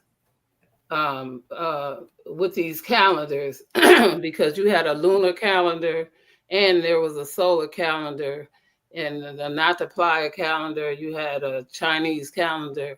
So with all of these calendars, and then you also had several different astrology calendars as well. So China had one, Chinese had one, and Egyptians had one, and there was another one. And Tepe Jabari shows an Egyptian one. And so with those out already, they did away with them in a sense, because that's how they were just trying to do with the prophets, and with the astrology with prophets. So again, when you talk about how can you separate the laws and from the science back in those days, again, when we started out with trade, especially back in those days, that's how you would not be able to kind of separate it. But again, in the trade, with all of the things they were trading, especially with the first Simtawi, with North and South, Kemet, the trading that was going back and forth, and all of those things that they were using for medicine and whatnot. That's how you would know, with that kind of stuff. If you don't know what you're buying and whatnot, so turning it down and sending it back and whatnot, according to what laws and what have you. So that's how you would know, because capitalism didn't happen until it came into America. And that's capitalism in America. And that's what Well, White House is, we and capital. So again, when we talk certain things, this is where you get it from. So you have to understand the whole language and the cultivation, civilization, when we talk about these waters, when we come to America, in America, from across the Atlantic. See, this ain't that when it becomes that. So when you say the British colonization and that set of mind state, then you got to get over here now, because the British copied when they came over here to this new world, and they were trying to make a new thing. So, but they copied a yeah. rendition. So this whole state of mind we playing now, right? They was trying to bring in a new civilization with a new state of mind. So again, separating the two to bring in. So y'all talking about bringing in this new mainstream. This stream wasn't even there yet. So again, we going further out now, because we see science didn't see this then. The ancestors created a thing, but now you have scientists, because they didn't have scientists. They walked it as they saw it, right? That's how they were doing it. But now you have scientists that are seeing it and trying to do the work, because they didn't worry about that. See, we have a lot of people assuming, like They just like the scientists make an hypothesis on how they lived. Nobody really know how they lived. I was gonna say though, because you said that capitalism didn't exist until they came to America, but it actually just depends on how you look at it, because the slave trade was already happening. In civilization, there was no capitalism, but capitalism was founded in America. All day long, all day strong. But capitalism didn't begin in a civilization. That didn't happen till here. See, I didn't say that, you did. So I'm rocking with what you said. No, but let's thank you. Actually, I do want to have a discussion on capitalism and its roots in America. So that's a great topic. Thank you for your input, Queen. I just want to get back to this reading about the scientism. Please hit the like button. I know it's late, but this is a topic in a stream that I do want people to revisit and be able to walk away and say, yes, my goal is to enlighten people and to show people, along with the other visionaries, that the ladies on the panel and the people in the chat who are aligned with us, our goal is to show that as we try to escape one social construct, one doctrine, one dogma, such as Abrahamic faiths, mainly things that we've been indoctrinated and banged into our head and programmed, we shouldn't jump from the frying pan into the fire and follow scientism. And that is exactly what's being pushed when you hear people saying nothing else matters. We don't want to hear about what else matters. We only want to know about what academic science has shown us through scientific method. We don't want to hear anything else. Nothing else is valuable. So I do want to we have so many amazing minds, but I do want to get back on track. And that's not just to Sakina, it's to every single one of us. Yeah. All of y'all. So I did want to bring up real quick about Dr. Grayson. Yes. Before you say that, Dr. Sweet, I'm going to let you get to Dr. Grayson, but I want to read this Rise of Scientism, and you're in my mind. I want to get to the information that's been show the people why we're so up in arms, the lies. So go ahead and make your comment on Dr. Grayson. Let's get back to this paper, and then we can move back to Dr. Grayson. Go ahead. Thank you. Just real quick, because what is so amazing about his work and his book entitled After is that he is actually appealing to the skeptics and those who would, say that this is not real. And he lets you know that he took it from anecdotal to a scientific study and a scientific method to actually quantify these things. So his work is very, very important. It's very scientific and it is very valid. So for anybody to brush it off when I say astral projection, but you have doctors who've been in their field for decades who are substantiating my experience, it just lets you know how out of touch certain people are with what is actually going on in science. I just want to say that. Thank you. And we're going to get back to that. Put a pin in that, please. Remind me, because in case I get off track. So let me read this right here. The Rise of Scientism, which is being practiced by the community of skeptics, practiced by Pseudo Killigan's Island and the castaways over there on Fake Killis channel. They are bullying people into basically another belief system, another religion.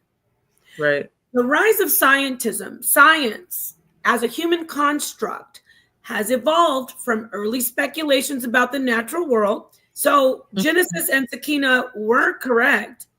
There wasn't just one rigid academic science, right? Before we had the scientific method, there was a type of science. But we're talking about science versus scientism. So we're talking about, as advocates of the scientific method and academic science, we're all on board, right? I just want to remind everybody, we're not anti-science. They will try to put us in the box. We're anti-science. Oh, no. IFA itself, the African spirituality is based in science. Thank you. But not, yes, that's the science that we're talking about that predates academic science, which is extremely So, valuable. so did the chicken become before the egg? So how could you? Never mind.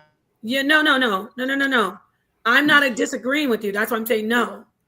I'm agreeing with you that there are different types of sciences. We are taking the torch out of the hand of the scientism, and we're chasing them back to the island with the fire, saying you will not use science to try to tell us that scientism is all there is. Are we clear on that? Okay. Yeah, Science definitely. as a human Thank you. Science as a human construct has evolved from early speculations about the natural world through natural philosophy to the contemporary professionalized status it currently enjoys, and was initially promoted by men such as William I don't know how to pronounce his name, so I'm going to try it. Whewell or Whewell. I don't know how to pronounce his name, but this is not a scientific paper, and this is definitely not Timodoro Particio. So I'm just going to stab in the dark. William Whewell. So over the course of that evolution, Western science and Western culture have become increasingly intertwined and interdependent. Hear that? Science has become a predominant way of knowing in Western societies. Let's read this excerpt right here. There has been, on the one hand, a disintegrating effect on traditional values and forms of representation, and on the other hand, a progressive integration into the dominant culture of the scientific mentality, the values, content of knowledge, and patterns of action which underlie scientific practice and are formed by it. As a consequence, Western science is firmly entrenched as a way of understanding in Western culture, characterized by its own language, values, context of origin, and applicability that differ from other ways of knowing the world, such as traditional communities.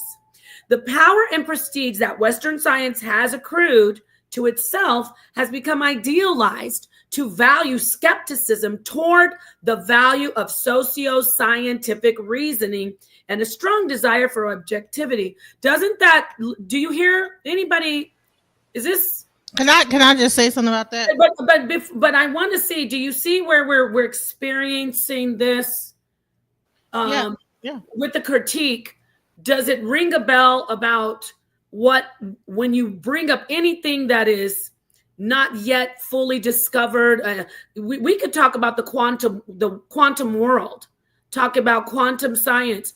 They might as well mock it, but they can't, because mainstream Western science is so hinged and locked into the study of the quantum world, right? But Max Planck said, quote, "I see matter as a derivative of consciousness," unquote. Go ahead, Genesis. Okay, so there's a whole video that this scientist does, right? So he got a grant from the United States government to go over into Nigeria and Western Africa, right? And to learn about different divination systems. And what he found out was they use this sand model and this, that, the other, and that's what the binary code was based on. He was able to find one person that told him the actual, because he was looking at this thing. He only got one hand. He actually got initiated and everything. So they gave him a bunch of money to go over there and find this thing out. What he found out was the binary code that existed within the divination system to determine the outcomes of what's going to happen in people's lives, right? So then he figured out that, okay, this is the same binary code that we use in computers. And he got millions of dollars in this grant, right? And was able to write a paper and break things down, accumulate a bunch of different things from, different aspects, parts of Africa, parts of Asia, and then break it down into the whole binary system and create a whole study on this, right? Now, he had, like I said, millions of dollars to do this, and he wrote a book. So what happens is that then people will read that book and say, well, he wrote a paper on it. He is the originator. He is the person. It's a paper on this because I heard people even in the thing. There's papers on this and papers on that, whatever. But people don't even understand where do these papers come from. It's people doing into different cultures and finding out information of things that existed way before that method even was created based on. Break this down for me, what I'm trying to say, Doc, because I'm. No. I want to get back to the paper though before you do that. The papers, they were all saying that all these methods are based. There's papers to back it up. They all talk about these papers that are backing it up, but a lot of these papers are they're funded through the government, and they go into these little small villages and find out different information, and then they come back and they write a paper and write a book. And now they're a millionaire with the information that they found out by doing the research based on this information. So, but who was the originator of it? Is it the person that wrote the paper, or the people that he did the research into the paper to do it with? So that's what I'm saying. The one who wrote the paper gets the credit. I will answer that for you because I am not against science. If he went into the village and found them doing this practice that has been working for thousands of years, and he did the research, I give him a gold star. High five as a scientist because he deserves the credit. If he says, I got this from these people, this is where I learned it. He did all the research. He deserves, as a science in academia, he deserves credit for doing the research, but he doesn't deserve credit for what the actual methods bring forth. Of course. So that is when we're on a higher intellectual level. We're not going to go. What they'll do is they'll take that paper and name that method after the person that wrote the paper. That's the problem. Yeah. Well, whatever they're going to do, we're going to make sure we keep them balanced. We're going to be ma'at. We're going to come in here and say, we're not going to be fall to scientism, and we're not going to start going against science and saying, how dare they come and take this information from us? We're going to stay in the middle, and we're going to make sure that we be the visionaries and we look toward the future. So I get what you're saying, and people are frustrated, and that's why I'm getting back to this paper. We're frustrated with scientism doing what you're saying. It's usurping the culture, or it's usurping the powers and taking the credit. But if you are a scientist and you go in and you do the research, see, let me say it this way, Genesis. When I talked about the Dogon, I am an intelligent person enough, and you are, and so is everybody here, to know that these colonizers came into the African community, that little village, and they studied them, that they learned from them. I understand that. But a person who practices scientism would say, no, I give it all to that person that wrote the paper. So I get where you're coming from, but I don't want to steer it to where it seems like, and this is my take on it. Y'all don't have to agree. Please don't. Please come against me if you think this isn't what I hear. But I feel like what you're doing also is saying, they're trying to take away from us. It's science against non-science, basically. I'm not doing that. That's not what I'm saying. Okay. What I'm saying is that, this practice existed thousands of years before this one science, and this scientist in 2000 and whatever year he came over there went and did the research and wrote the paper, right? But a scientism person would say, oh, well, based on this paper, this is what the information is. And so the bottom line is there's a root to that paper. You understand what I'm saying? So they won't go to the root of it.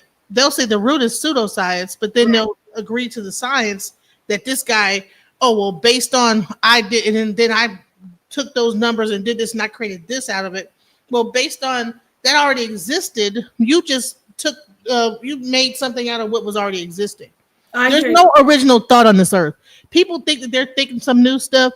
There's nothing new under the sun. As long as we understand that science itself, there's no question. Like, bro, as long as people are thinking that they're creating something new, they're not creating nothing new. It's always existing. That's right. And now we're on the same page. I don't want to just hog the mic, but I do so very much want to just get through this rest of this. It's only a little bit, if y'all don't mind. I mean, if you have something to say, I won't. But can I get through the rest of this part of the paper? Yeah, go ahead. Everybody's cool. All right, great. Okay, so let's go. Where did I leave off? As a culture of power, scientism contends that only Western science can provide a valid route to absolute knowledge. So that's what I get what you're talking about. I just want to stay in the middle of the road. Is the part that you're reading on the screen? I don't know. Let me see. Yes, it is. It may be small. See at the where it says Kendick 2021, Harding 1995. Okay. Got you. As a culture of power, scientism contends that only Western science can provide a valid route to absolute knowledge about the physical world. And then it says, it is important to note, however, that scientism is not a necessary presupposition of science. So that's where I just was trying to just checks and balances. Not, okay, you cleared it up, Genesis, but I want to make sure we know there's difference between science and scientism. I really want to say this for the audience. We're pro science. I'm pro all science. I'm pro African spirituality science, mainstream Western science. So we got that out the way. And your input, everybody, is valuable. I just am kind of getting like, this paper is long, so forgive me if I seem like I'm just like a little testy. I just want to get through this, and then we can get to back to the beat down with Dr. Grace and everything. So let me just finish. I think it's not much longer, this part. Let me see. Yeah. We'll stop right here at the end where it says recognize. So I'll stop at the end of this. It says the great danger of scientism is that it has established a cultural hegemony. That means it's dominating by dominating it's a leadership that's dominating. Get it? It's a cultural hegemony by dominating the public square as if all of their discourses were of lesser value. Y'all hold on to that because that's what we've been saying, right? Western science may be the basis of the school science curriculum across the globe, but the privilege that scientism provides to Western science is in relation to other ways of knowing. So get it? Science is supposed to be in relation of the ways the African spiritualities that Genesis brings up to the acupuncture of the ancient Asian arts. So leaving the curriculum decontextualized for many students and limiting opportunities for engaging with science. Consequently, if this hegemony is not challenged, like we're doing tonight, it will continue to normalize deficits and educational hierarchies, reproducing racialized others throughout research and education.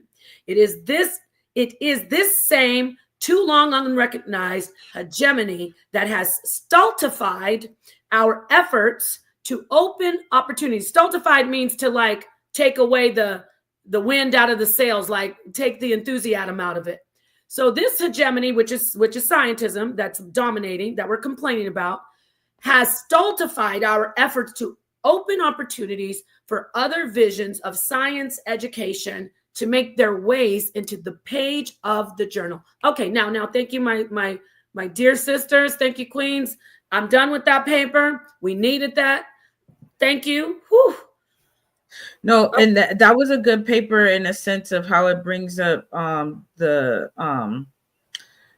the racial part, because we are oftentimes left out of, I talk about that book, Even the Rat Was White, where it's a history of psychology and how it was always based on white people. It didn't focus on us. Remind us of the book, the author, or do you remember? It's called Even the Rat Was White by, hold on. That's good. Yes, that fits this particular conversation. Thank you, Genesis. Thank you, Sakina. All right, so go ahead. I cut you off. I stopped your thought, but we'll get I'll Google the book. Keep going. It's the author is Robert Guthrie. Okay. That's Guthrie. But yeah, it makes a good point though about how scientism can be dangerous in a racial context, but it just adds to the bigger picture of how if you're practicing scientism, it can stunt new discovery. Like I know Genesis mentioned, like there's nothing new under the sun, but if you're putting scientism on everyone and telling everyone that, you know, you better stay in these boundaries and not go outside of them, it's going to stultify, right, the enthusiasm that a lot of us and the younger generation has for science, right? Because what makes science so exciting is the new discovery. Like I can remember being a novice astronomer, and it's something about when you go out and you look through your telescope and you find a comet that has not been detected, or you see an asteroid that hasn't been cataloged, right? It's that new discovery of something new, and maybe it can give you a new understanding of the world around you. So it's very important, again, that we focus on practicing science and not scientism. Thank you. Go, ladies. Before y'all take an intermission if you have to go to the bathroom. Now, I know everybody's going to just carry their phone to the bathroom out there in the audience. I'm talking about the audience. But now we're going to getting late. I'm going to pull up a clip of scientism in action, because remember, scientism ridicules, it berates, it humiliates, it disrespects, it destroys, disregards, it stultifies. Mm-hmm. Y'all like that word, don't you? Word of the day. I'm from Catholic school. I heard that many times, but anyway, so go ahead, Sakina. I know you haven't spoken for a minute. I'm going to get a clip and show you. Fair use. Okay, well, I do want to say that was a good clip. And again, one thing I want to add is that I did see in a panel where somebody was saying, because I agree that it is about the netter, right? The fourth part, but the scientists and everything, the valid, it was validity in itself, the points that you were bringing. Again, because when the ancestors did it and they were so faith in it, it was a life and it was a lifestyle. And this is what you're saying. And so coming forth, this is where we are. And so I deeply understand that, because when they called it magic and we called it medicine, or they called it medicine. And so when you take the mystic and now you're making it metaphorical to explain it, that's pseudo. And so this is your whole point. And so I appreciate that, because that is making a mockery and disrespecting the ancestors, because that's the point Genesis is trying to say. You know, you can't use the mystic and to explain it metaphorically and then saying you discovered something. No, that's disrespecting the ancestors. Thank you. You know, and so here we are. You know, we did that together, but give us the credit. We mention our names again. That's that tombstone. You just gonna walk over it. What are we saying? So when we moving forward and you separated it, that philosophy, you see what I'm saying, is trying to cover it up by saying you don't think for yourself, think the way I want you to. And this is the understanding that you should have.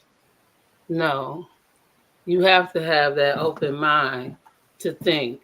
Just like the cup is half empty, it's half full. Everybody wants to know why. And you don't, everybody don't have this thought process. The brain don't think that way. Everybody don't think alike. That's what Doc Two Sweet said. But we all have to think just like that. Some people think slower. Some people have to see it. Some people go faster in mind. Some people have to hear it one time. Some people can just see the picture and draw it. So it's a whole lot of ways for somebody to learn something naturally. That's the nature of things. Somebody can smell something and say, is that cinnamon? Somebody can taste it and be like, you didn't tell me that was in there, and just break out and ate the whole thing, even know. Right. So it's a whole lot, right? And people say the 5 senses, but they say common sense. And that's the whole common sense, your 5 senses. That the commonality is that everybody got them in common. But you looking for something else. Okay. I'll end with that. Thank you so much, Queen. I'm going to share this clip, and I want you to see, this is fair use. It will be a clip. It's going to give you an idea of what we're talking about, the bullying, and then we're going to get into the information about the lies that were told from the island, but just how they laugh at and ridicule people who are free thinkers, people who, like Sister Doc Too Sweet said, the sister said, in the past, Einstein, Planck, the list goes on, especially Tesla. Those type of free thinkers and those cutting edge minds that thought above and beyond what was already proven, those minds would be mocked by them today because they follow scientism. I want you to see this interaction. This man that they're attacking is very wise, awesome brother. I would like to bring him back on the show and have him share some of his knowledge. He's been invited onto some free thinking panels, you might say esoteric panel. Shout out to my family at Esoteric Thoughts. Shout out to the Killer Priest Podcraft. And also, of course, House of Consciousness first and foremost. I don't know. I would be remiss to not to speak about our home.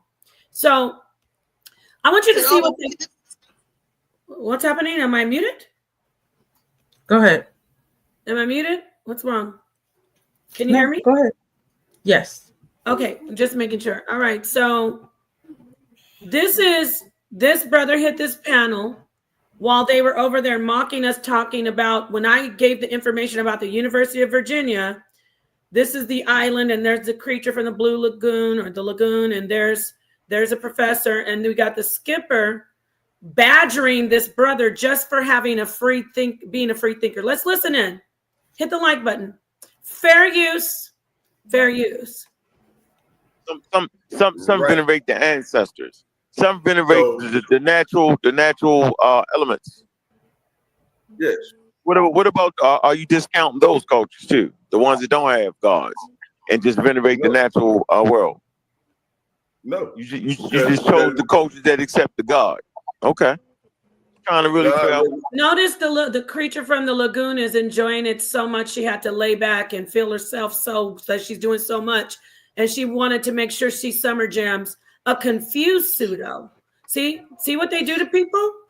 Look, this man was doing nothing. I can scroll back, but I want you to see the way he attacks him viciously. I'll scroll back and see it hasn't even been, he had no reason to attack this brother, besides the fact that the brother's going against his belief in scientism.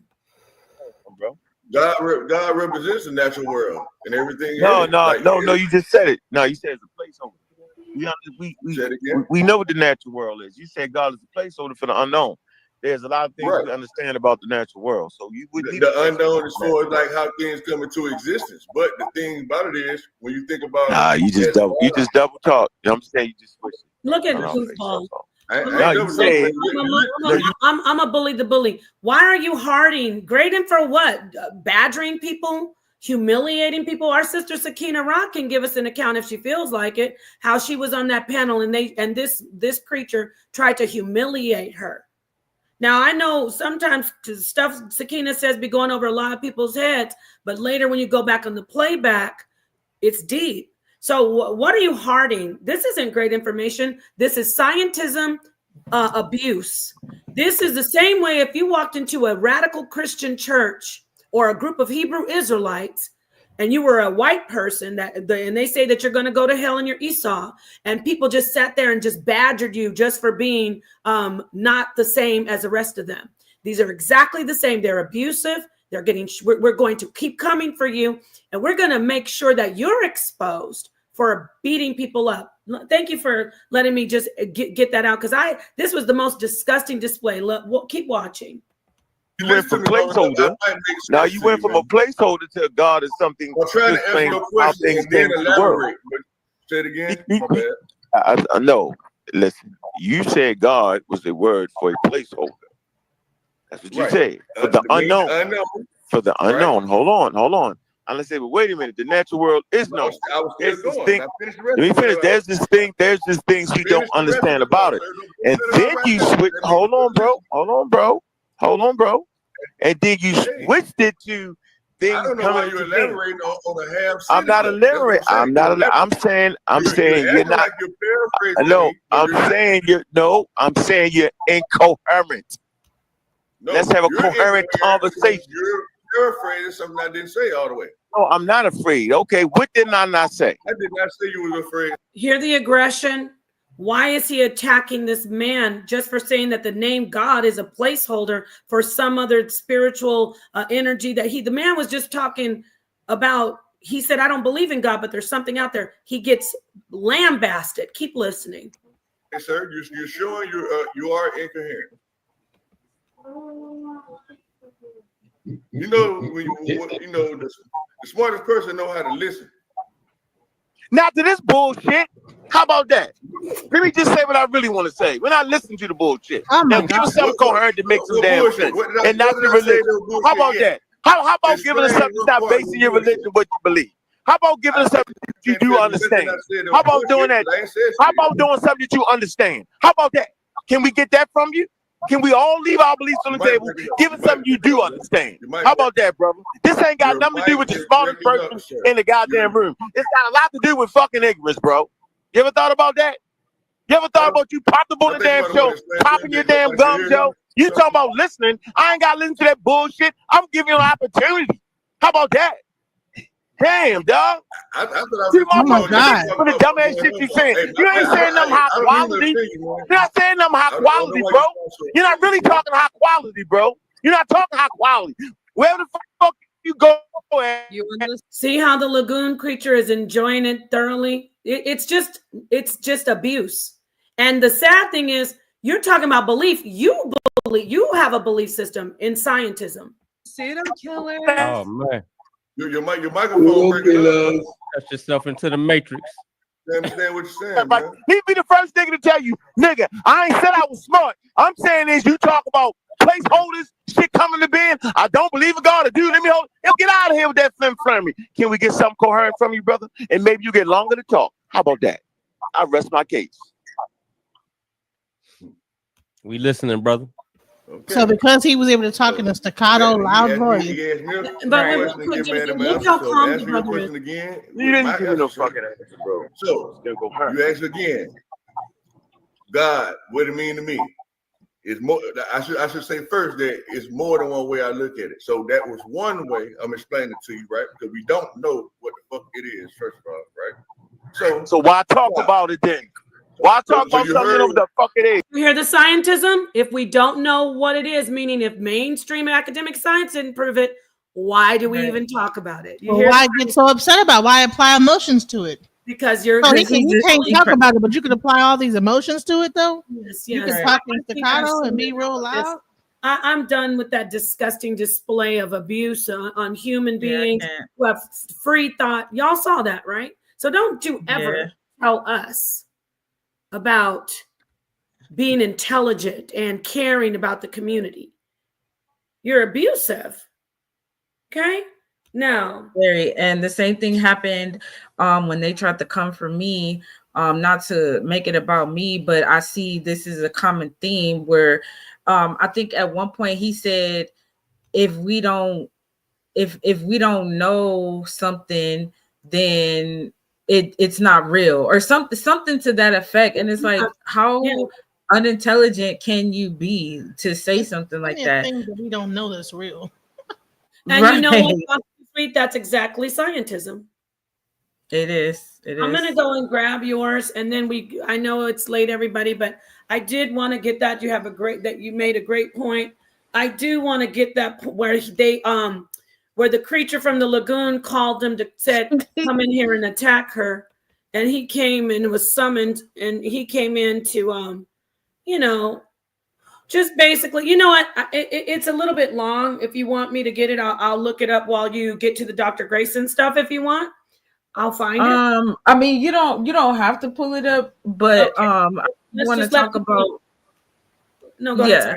Sorry. I did want to give an example of like that doctor that I told you about earlier, but if you might know, it was on my channel. I was gonna play that little snippet of how he discovered some shit. So some stuff. Sorry, my language. Yeah. Wait a minute. Where are we? Are we not in the panel anymore? Or is it just me? No, it's black. No, it's blank. It's what blank. What in the pseudoscience, Killigan's Island, all things scientism is going on? No, I'm just That's kidding. your cue to start wrapping it up. No, actually, we have been doing this for a while. I said I was gonna try to do that too. Genesis, can we do that at the end of the show? Because I really want to get to Dr. Grayson. It's really important to. Yeah, that's cool. Do it at the end of the show. Where is the screen, y'all? I think I did that. I'm gonna refresh it and see what happens. Let me refresh. No, that's not it. That might be it. Let me see something. Hold on, almost done. Okay, there you are. Yeah, we're almost done. We're almost done. There we are. Okay. I think I got it. And there. All right, let's go to Dr. Grayson, and then we can let this sister get back to her baby. Yeah. Well, as we mentioned, this pseudo professor totally misrepresented Dr. Grayson's work and his extensive research, where he scientifically goes in to try to understand these near-death experiences, out-of-body experiences, and so on and so forth. And mind you, he is a scientist first, like myself. So a lot of things that he was studying, although he could not understand from his scientific point of view, he had to still document it and acknowledge these things were happening, because science is supposed to be honest. Science is not where scientism may have just ignored it because, hey, this doesn't fit into my mold of what I think things should be. He accepted that there are things that he doesn't understand, and he's able to actually systematically document these near-death experiences that people are having, and they are able to verify things that happen. So one of the stories that he tells on the pod, if you remember, is how what started him on his journey was he had a patient who was unconscious. Anecdotal. Who was able to, anecdotal. Who was able to explain to him what he had, a conversation he had with her friend, and a stain that he had on his tie that morning. No one else had seen the stain. He covered it up as soon as he got into work. So he could not understand how his patient, who was unconscious when he went into her room, could have known any of these details. Right. From another total different room.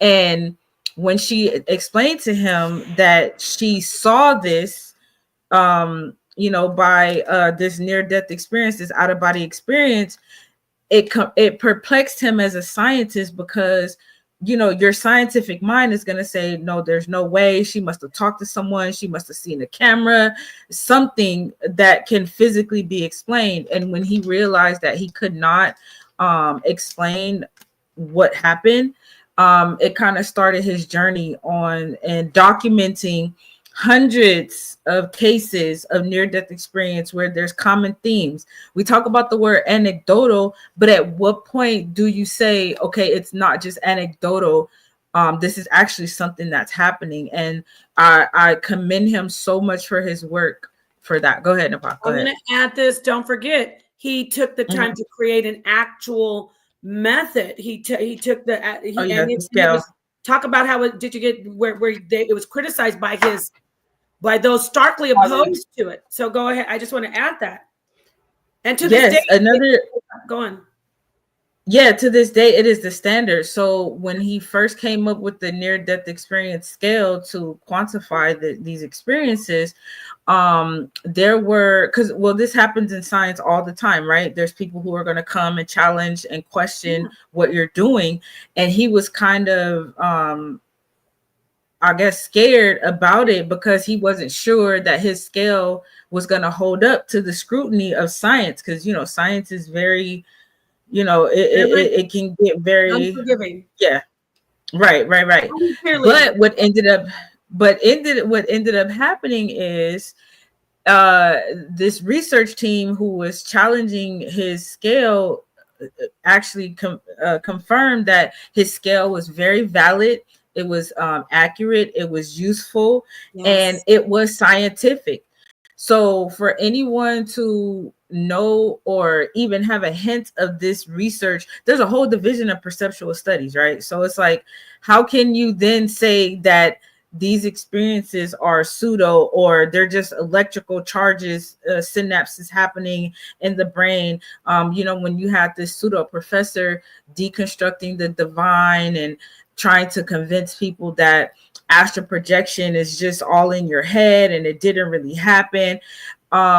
These are people who, again, they practice scientism, but it's because they don't have that innovative mindset to say, hey, this is something I don't understand. Let me look further. They just immediately cast it off. Whereas Dr. Grayson, this doctor who, went to all the good schools and, has this high prestige, he says, no, let's look further into it because there's something here that I cannot scientifically explain. So I come in his work.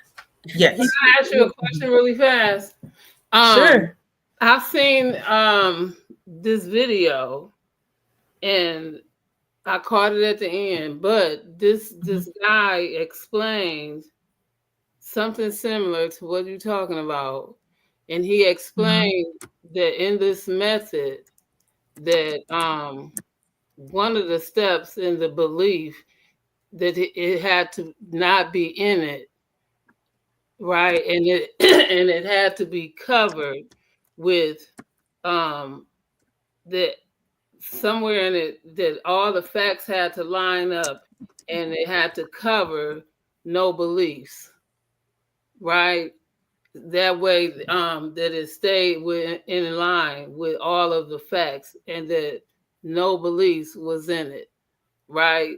That way it ruled it all out. It ruled out all beliefs because the lie was in belief. Okay. You see what I'm saying?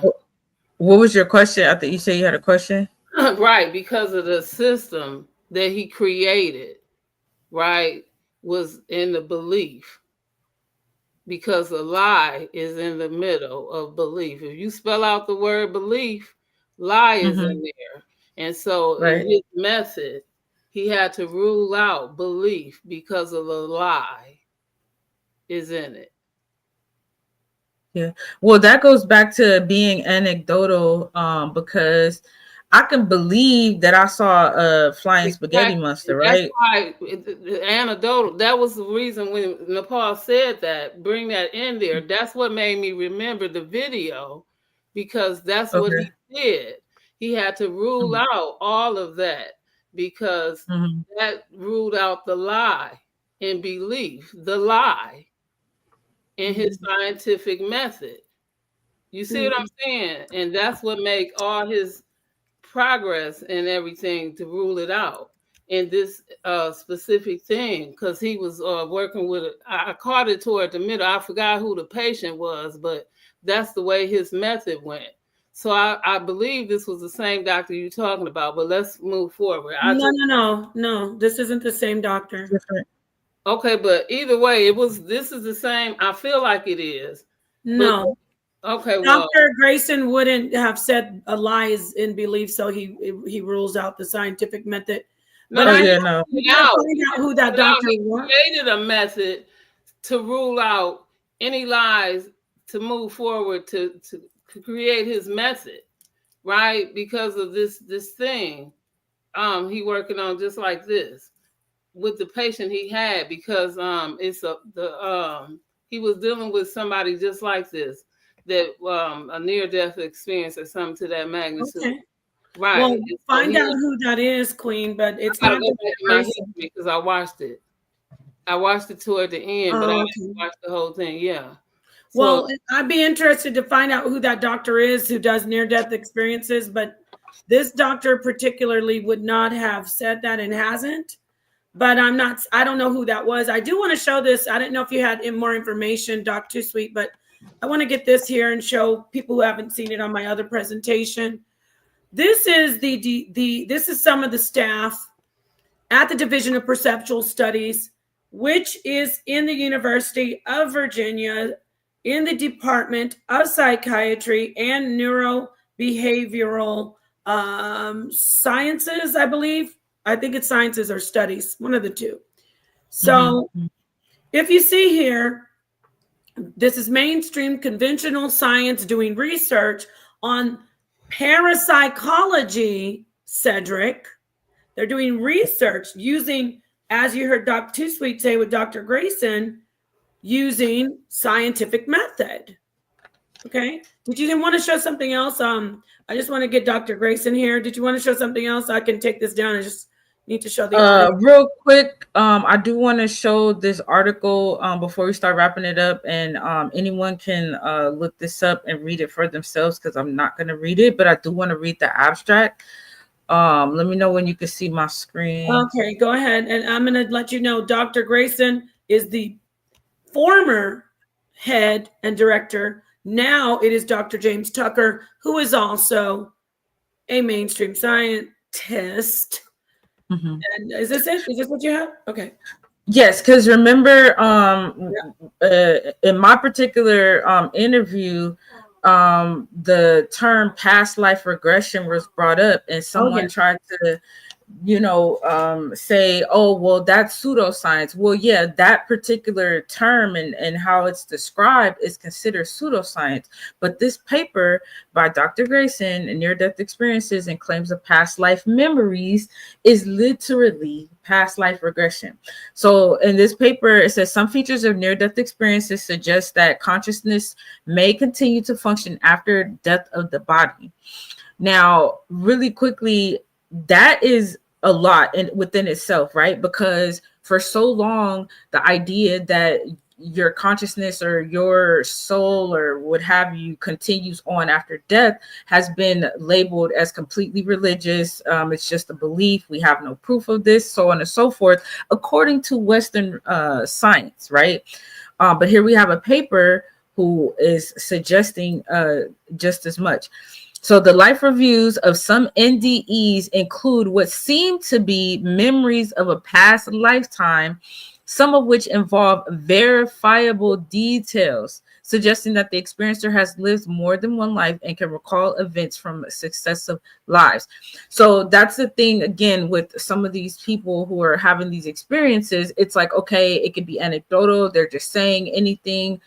But if they're giving you verifiable details, just like the Dogon with the Sirius B, it's like, okay, they say the Namo came and gave them this knowledge who were an amphibious beings.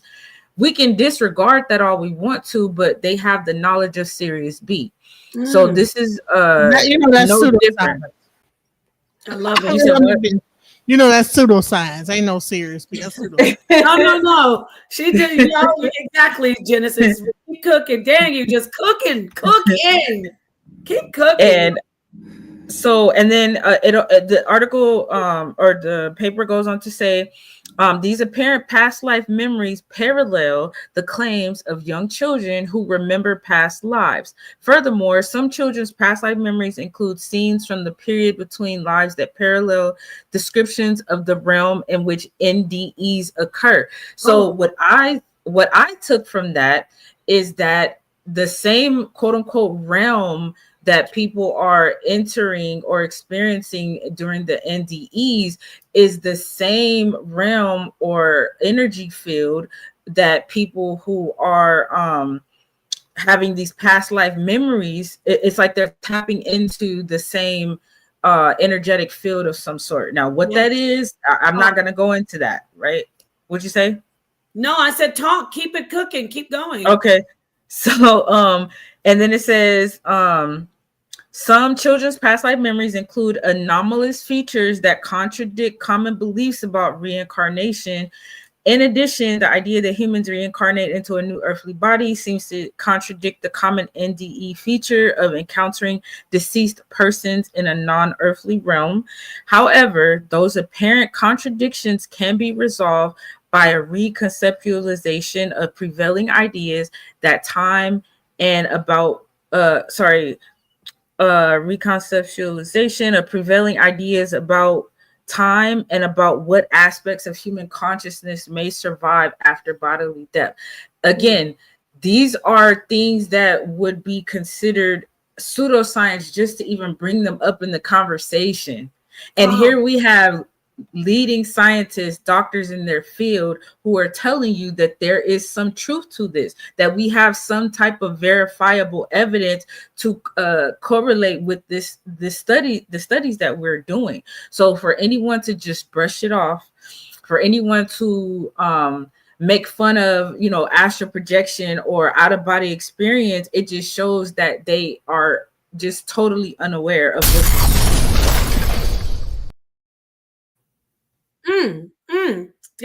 totally unaware and believing in scientism. Yes, definitely practicing scientism. 100%. Thank you. Practicing the belief of scientism. Thank you for correcting me. Ooh, that was so fire. That was so delicious. Did you all eat that up? Because guess what we have? We already know these things, but what's so beautiful is when science comes right back together with everything that was said is not science, and they sit together. And now those who believe that there is no science, they have to admit that science comes, mainstream science comes together with spirituality. And those who are following scientism have to come together and say, there's something that mainstream science cannot explain. That is delicious. I love it. Go ahead. But would they do that though? If they're practicing scientism, right? Will they even have the intellectual honesty to admit that this is a thing? And I, for one, don't think that they will. I think that there's an image that they, want to keep up. And if there's any chink in that armor, right, or so to speak armor, then it's gonna crush their whole foundation. So they have to stick to this rigid tunnel vision idea of what science is, and it's incorrect. Exactly. And what does that sound like? You break the cult member's mindset and you snatch one away, and then they tighten up even more. So that's the same thing. We got a cult going on right under our noses in the community. The cold part, Keisha Cold, the cold part is that these are the ones going around talking about, we going to break these mindsets, we going to set everything straight, when you're the one pushing scientism. Genesis, you want to jump in? I'm gonna go ahead and mute my mic and let you talk, and or Sakina, let you guys rock out. Great article, great information. Please go research Dr. Grayson, Jim Tucker, the Department of Perceptual Studies. And by the way, they don't just talk about near-death experience. They don't just talk about reincarnation and past life regression. They talk about mental telepathy, psychic ability. I mean, They got the whole bag over there, just yummy, yummy, yummy. And I'm right there with my pseudo, trick or treat bag. I'm right at the door. Trick or treat, put all it in there because I'm ready to use that mainstream science to back what I've already been knowing without mainstream Western science. Thank you, Genesis. Go ahead. So I wanted to show my screen real quick. I wanted to play. Now I wanted to show you origins, right?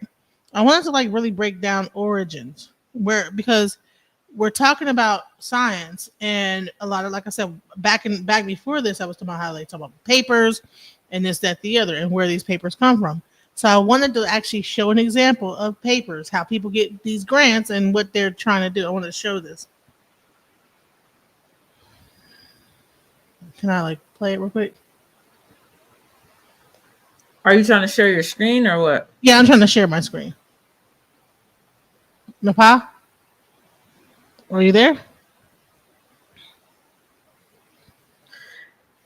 Yeah, I don't know. Maybe she got to take a bathroom break or something. Did you want to like make a statement when she comes back? I'll just okay. Hey, I just want to bathroom break. I'm sitting here looking at what you're getting ready to share and making sure. When I shared that clip, it was because that's Sonetter's friend Ankh, and they have an agreement, with fair use. So I just wanted to double check and see what you were sharing.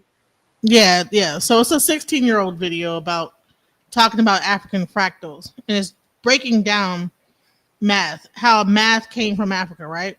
But the whole thing is, I want to really break down how, like, when you understand the science, because here's the thing: this is the ancient African divination system that they got math from. Binary code and everything came from the divination system of Africa. Is there an article that maybe you can share instead of the video?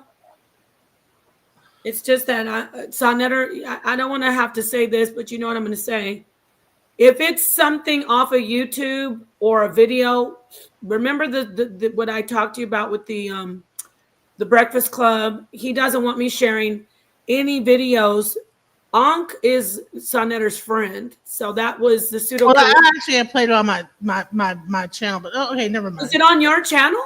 It was on my the initial one I was going to show you was on my channel. Well, let me see the one from your channel. That's different. If we know you. The one that was on my channel initially, and I was like, just to make it a little bit easier to see. I think I even told you the actual number where to find it at and everything. So. Oh, on your channel. I was going to allow you to play it on yourself and just go to that. Go to your give it to me. Go to your email and go to your Nepal, and I said go to 150 and 40. You sent me an email during the show right now? Yeah. Okay. Yeah. Should have said that way you can Yeah, that's better. I can I'd rather do that, of course. Okay, so this is your channel? Yeah. Your connection isn't private? What? Excuse me. It's saying, let me show you. We're going to close out after this. Thank you for everybody for being with us. I'm going to let everybody have their final. I mean, we don't even have to go into. I can show it to you in behind the scenes and just. No, see this right here? But just, it's saying my connection isn't private when I try to share it. I don't know what that means. I don't either. I thought it was your YouTube channel. Yeah, it is. Can we just get the video? Okay, hold on. I have it right here. Hold on. Let me go to 150. Hold on. Right where I was going to bring it up. Hold on. Here we go. Because I'm trying to make a point here. Yeah. All right. Let me go right here. Here we go. Thank you, everybody, for staying with us so late. I see you out there. All right. Now and we empowered a lot of people tonight. Now you don't have to feel like that brother, on that channel. He could be like, you're just practicing scientism. Why are you being so disrespectful?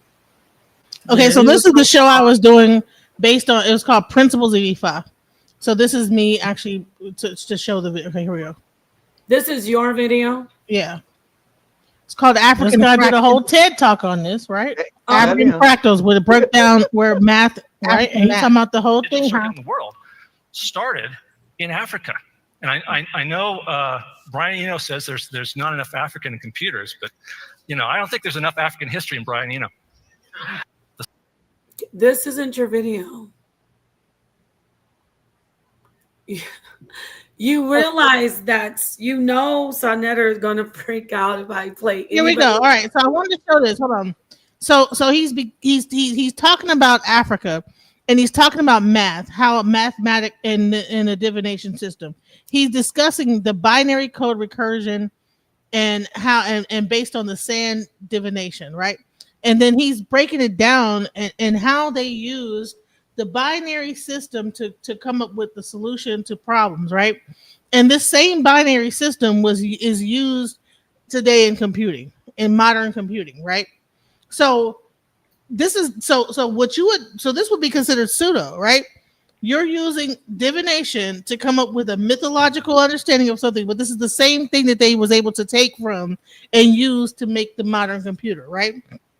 This existed thousands of thousands, like almost, like I would say almost, I don't even know how many thousands of years before they discovered it and got a grant and got, so he got, what he did was he got initiated. He got one hand of E5. That's why he can only show one thing of this. So this, what this is like, I think this is like a Torah or something like that. And so I will show you real quick that this is like based on E5 E5 divination, and what it is that what he did is that he utilized this, and then they were able to then get more information and then go into how to make AI. Let's go. What is this? Is it you or is it somebody else? Because Genesis, you know that this will get deleted if we put somebody, I gotta just say it loudly and put it on blast. If we play someone else's content, two things will happen. The content Sonnetter, which I respect completely, will delete our video, or he will have me edit out the part you played, and then we'll lose all the participation of the chat of people who stayed up with us. So I love you, but I can't play it. How many times has that happened to our video? Can we find something like a paper that you can read on it or no? You know what? Never mind. I'll show it to you after the show is over. I would love to see it. I wanted everybody to know about it.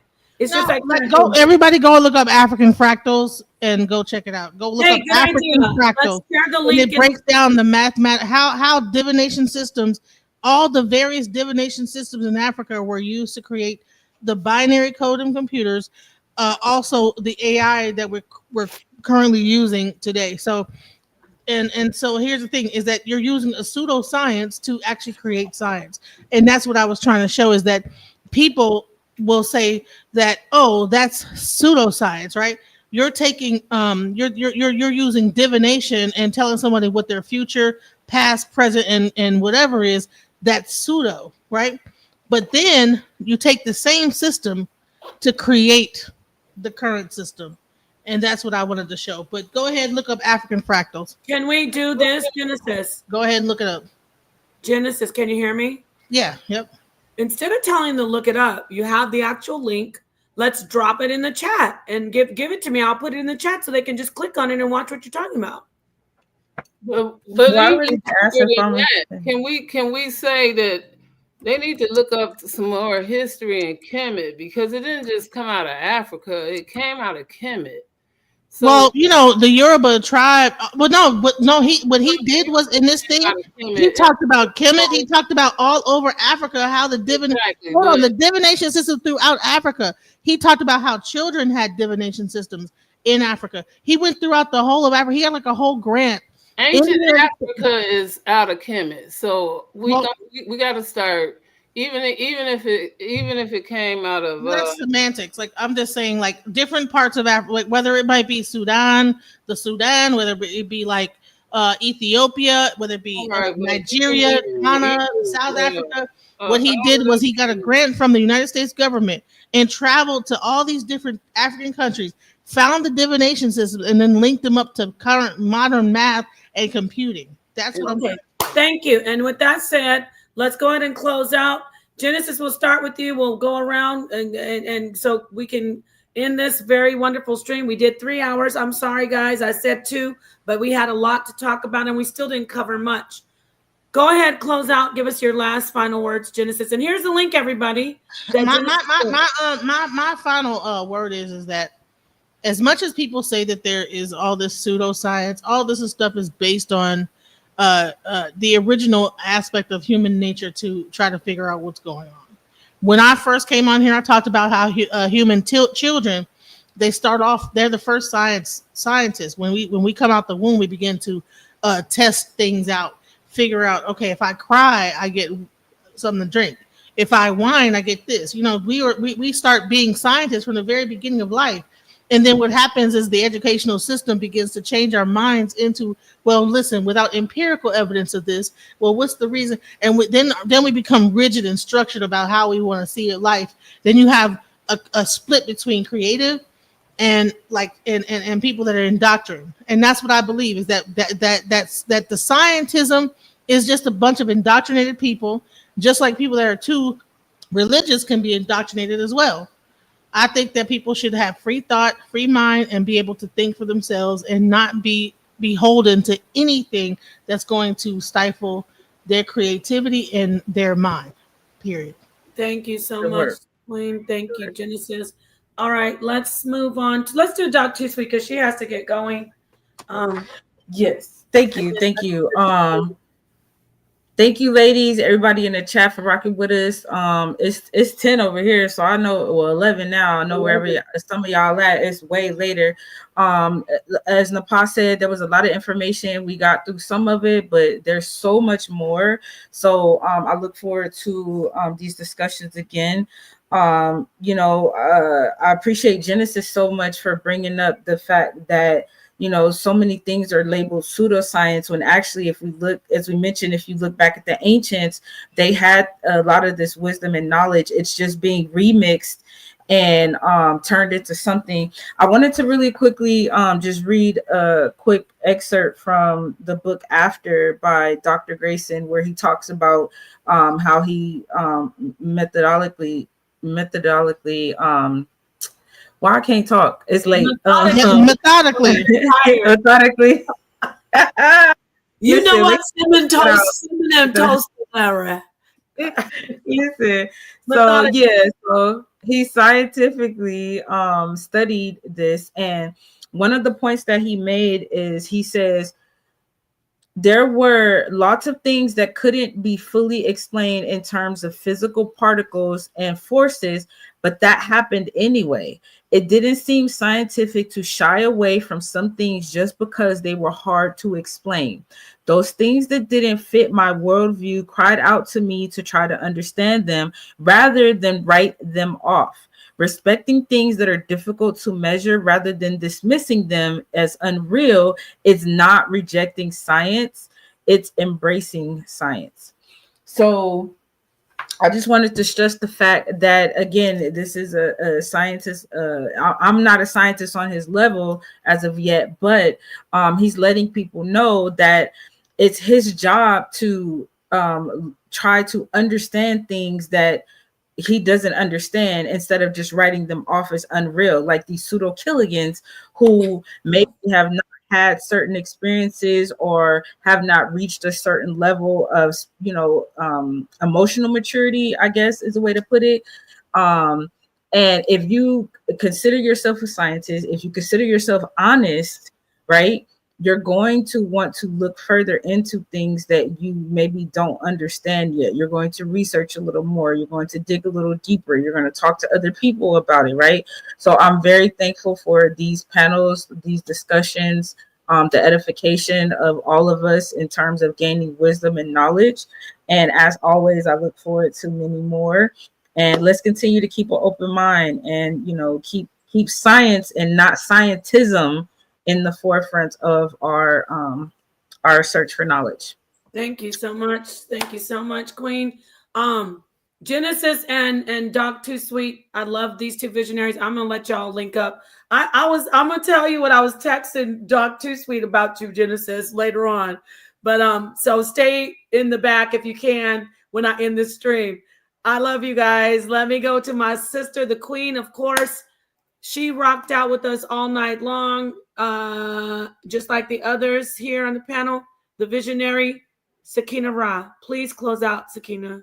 Well, of course, this was an awesome lesson to me. One thing I can say is that I know I rock hard with Kemet. And so I know everything didn't have because Kemet didn't last that long, but it lasted. But for what I do know, it has a root. And so from that root, again, the disrespect is real. And so I understand the stances. And again, I appreciate the enlightenment from what everybody has done, and even opening my eyes, because again, once the world got glasses, we see what we see. So the megaverse and the quantum verse and all of the rejuvenations and whatnot, because now we're saying that the body or the soul or the veil on the child is real, right? And here we are. So this has been more enlightening, because I really thought about that video that I saw, and all of this thing about this not jumping like that movie Butterfly Effect, but it's almost something to that effect too. Mm-hmm. You know what I'm saying? So it just really puts you in another perspective, scientifically, but humanitarian more likely, because in my eyes, this is still the philosophy of it. So science and philosophy and humanitarian, that's the mayat of it. And so that's the only reason I can only see me straddling the fence, is because it has to be a balance in it. So you separating it for all of the fences, and in the legal side, the religion side, the spiritual side, the science side, all of it. And so you have to see it, because fair ain't always right and right ain't always fair, but it has to be balanced. And with that, I appreciate you. I appreciate the panel. I appreciate the chat. I appreciate all the comments. And don't ever let me seem like I'm coming hard to anybody, because that's never my intention. It's just an understanding. No. And let me say this, though. Let me drop this bomb for you. When I say you're coming hard and strong, I mean strong. I love when you get strong, and I love your presence. It wouldn't be the same without you. The visionary who is Sakina Ra, the visionary who is Gemini. We didn't have her tonight, but I love the way you come. Remember, it's not an echo chamber. So at the end of the day, there's so much energy going on. But I think people who are rocking with us in the audience, they take from each one of us: Gemini, Genesis, Doc Too Sweet, even the sister Honey who was on that one last night. You, Sakina, you always are so dedicated. I want to tell everybody, whenever I want you to come in and put your knowledge down, you're always here. So it's all humility and love when I talk to you. Now, we don't have to always agree, but I'm always going to put you up on a pedestal, because I do find you to be invaluable, and I love you. And that's why you always are up here with me. So, and with the others. So with that said, speaking of invaluable, thank you, Genesis, once again. I appreciate you being here as well. As I said, I want to say it over and over to all the sisters and to the audience that stayed up with us all night, rocked with us on the live stream. Thank you so much. I hope you do the playback. I hope you subscribe.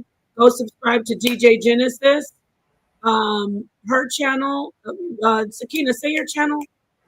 Oh, I'm gonna say it next time, because I'm about to go live soon. Smoky Conversations. Just know that's her channel. Genesis, what's your channel?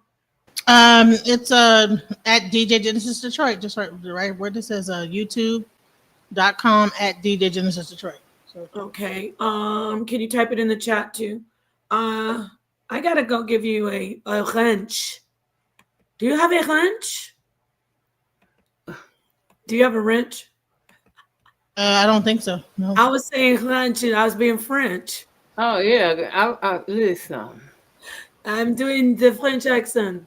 Yeah, let me. That way you can drop the link too for that one thing you were trying to do. But anyway, thank you everybody for being here. It's not too late to play a song. Let me drop the song and then I'm going to close out. And I'm not going to play the whole song though, but peace and love. In fact, let me do this one right here. Hold on. Let's do, instead of that, let's do this. This right here. When two cultures collide, which one will stand to liberate the black community? First of all, I need to acknowledge why this debate is necessary. News 102. Whose words will survive when we purge the lies? That curse the divine, cast the pearls to swine. Reverse the design, even merge divide. Side net TV when two worlds collide. Might hurt to decide just who verbs will vibe. When we curve all the jive, whether girls or guys. No herbs left alive in its earthly skies. Side net TV when two worlds collide. Clash of the titans, facts will enlighten. Some spitting mad, but they ain't half as exciting. This platform we battle for the souls of man. Those kidnapped and trapped upon stolen land. Doesn't matter where you at on this earth. Africa's the true origin of your birth. Teaching you true health and wealth. Knowledge of self-worth instead of killing your health, going to jail over turf. We all truth seekers asking questions. Should we seek them in the shrine lodge or the lessons? Is the answer ancestral science or religion? Is it freedom or Willie Lynch a little different? Is it Indian, Aboriginal, indigenous people? Should we worship money? Is it still a root of all evil? We all born with mental shackles if we black. And the only thing that's gonna free us is the actual facts. Whose words will survive when we purge the lies? That curse the divine, cast the pearls to swine. Reverse the design, even merge divide. Side net TV when two worlds collide. Might hurt to decide just who verbs will vibe. When we curve all the jive, whether girls or guys. No herbs left alive in its earthly skies. Side net TV when two worlds collide. Is it the gods and earths or the Moors? Should we master UCC in commercial law? Is it being Muslim, Christians, or the Jews? Should we push the old school and need something new? Is it atheism, Egyptologists, Hebrew Israelites, flat earthers, herbalists to get our people right? I'm in R.I.S.E Squad, RBG, or New Covenant. Should we work for it? Should we overthrow the government? Should we all go for self, being savages and vultures? Pan-African, or is hip-hop our culture? Is it nationality or correct status? Should we integrate Me Too or Black Lives Matter? Should we hit the streets with the Panthers? Unify the gangs, is all-out war the right answer? Are we Asiatic or Arabian? Should we just free Dr. York and be Nuwapi and a Sabian? Whose words will survive when we purge the lies? That curse the divine, cast the pearls to swine. Reverse the design, even merge divide. Side net TV when two worlds collide. Might hurt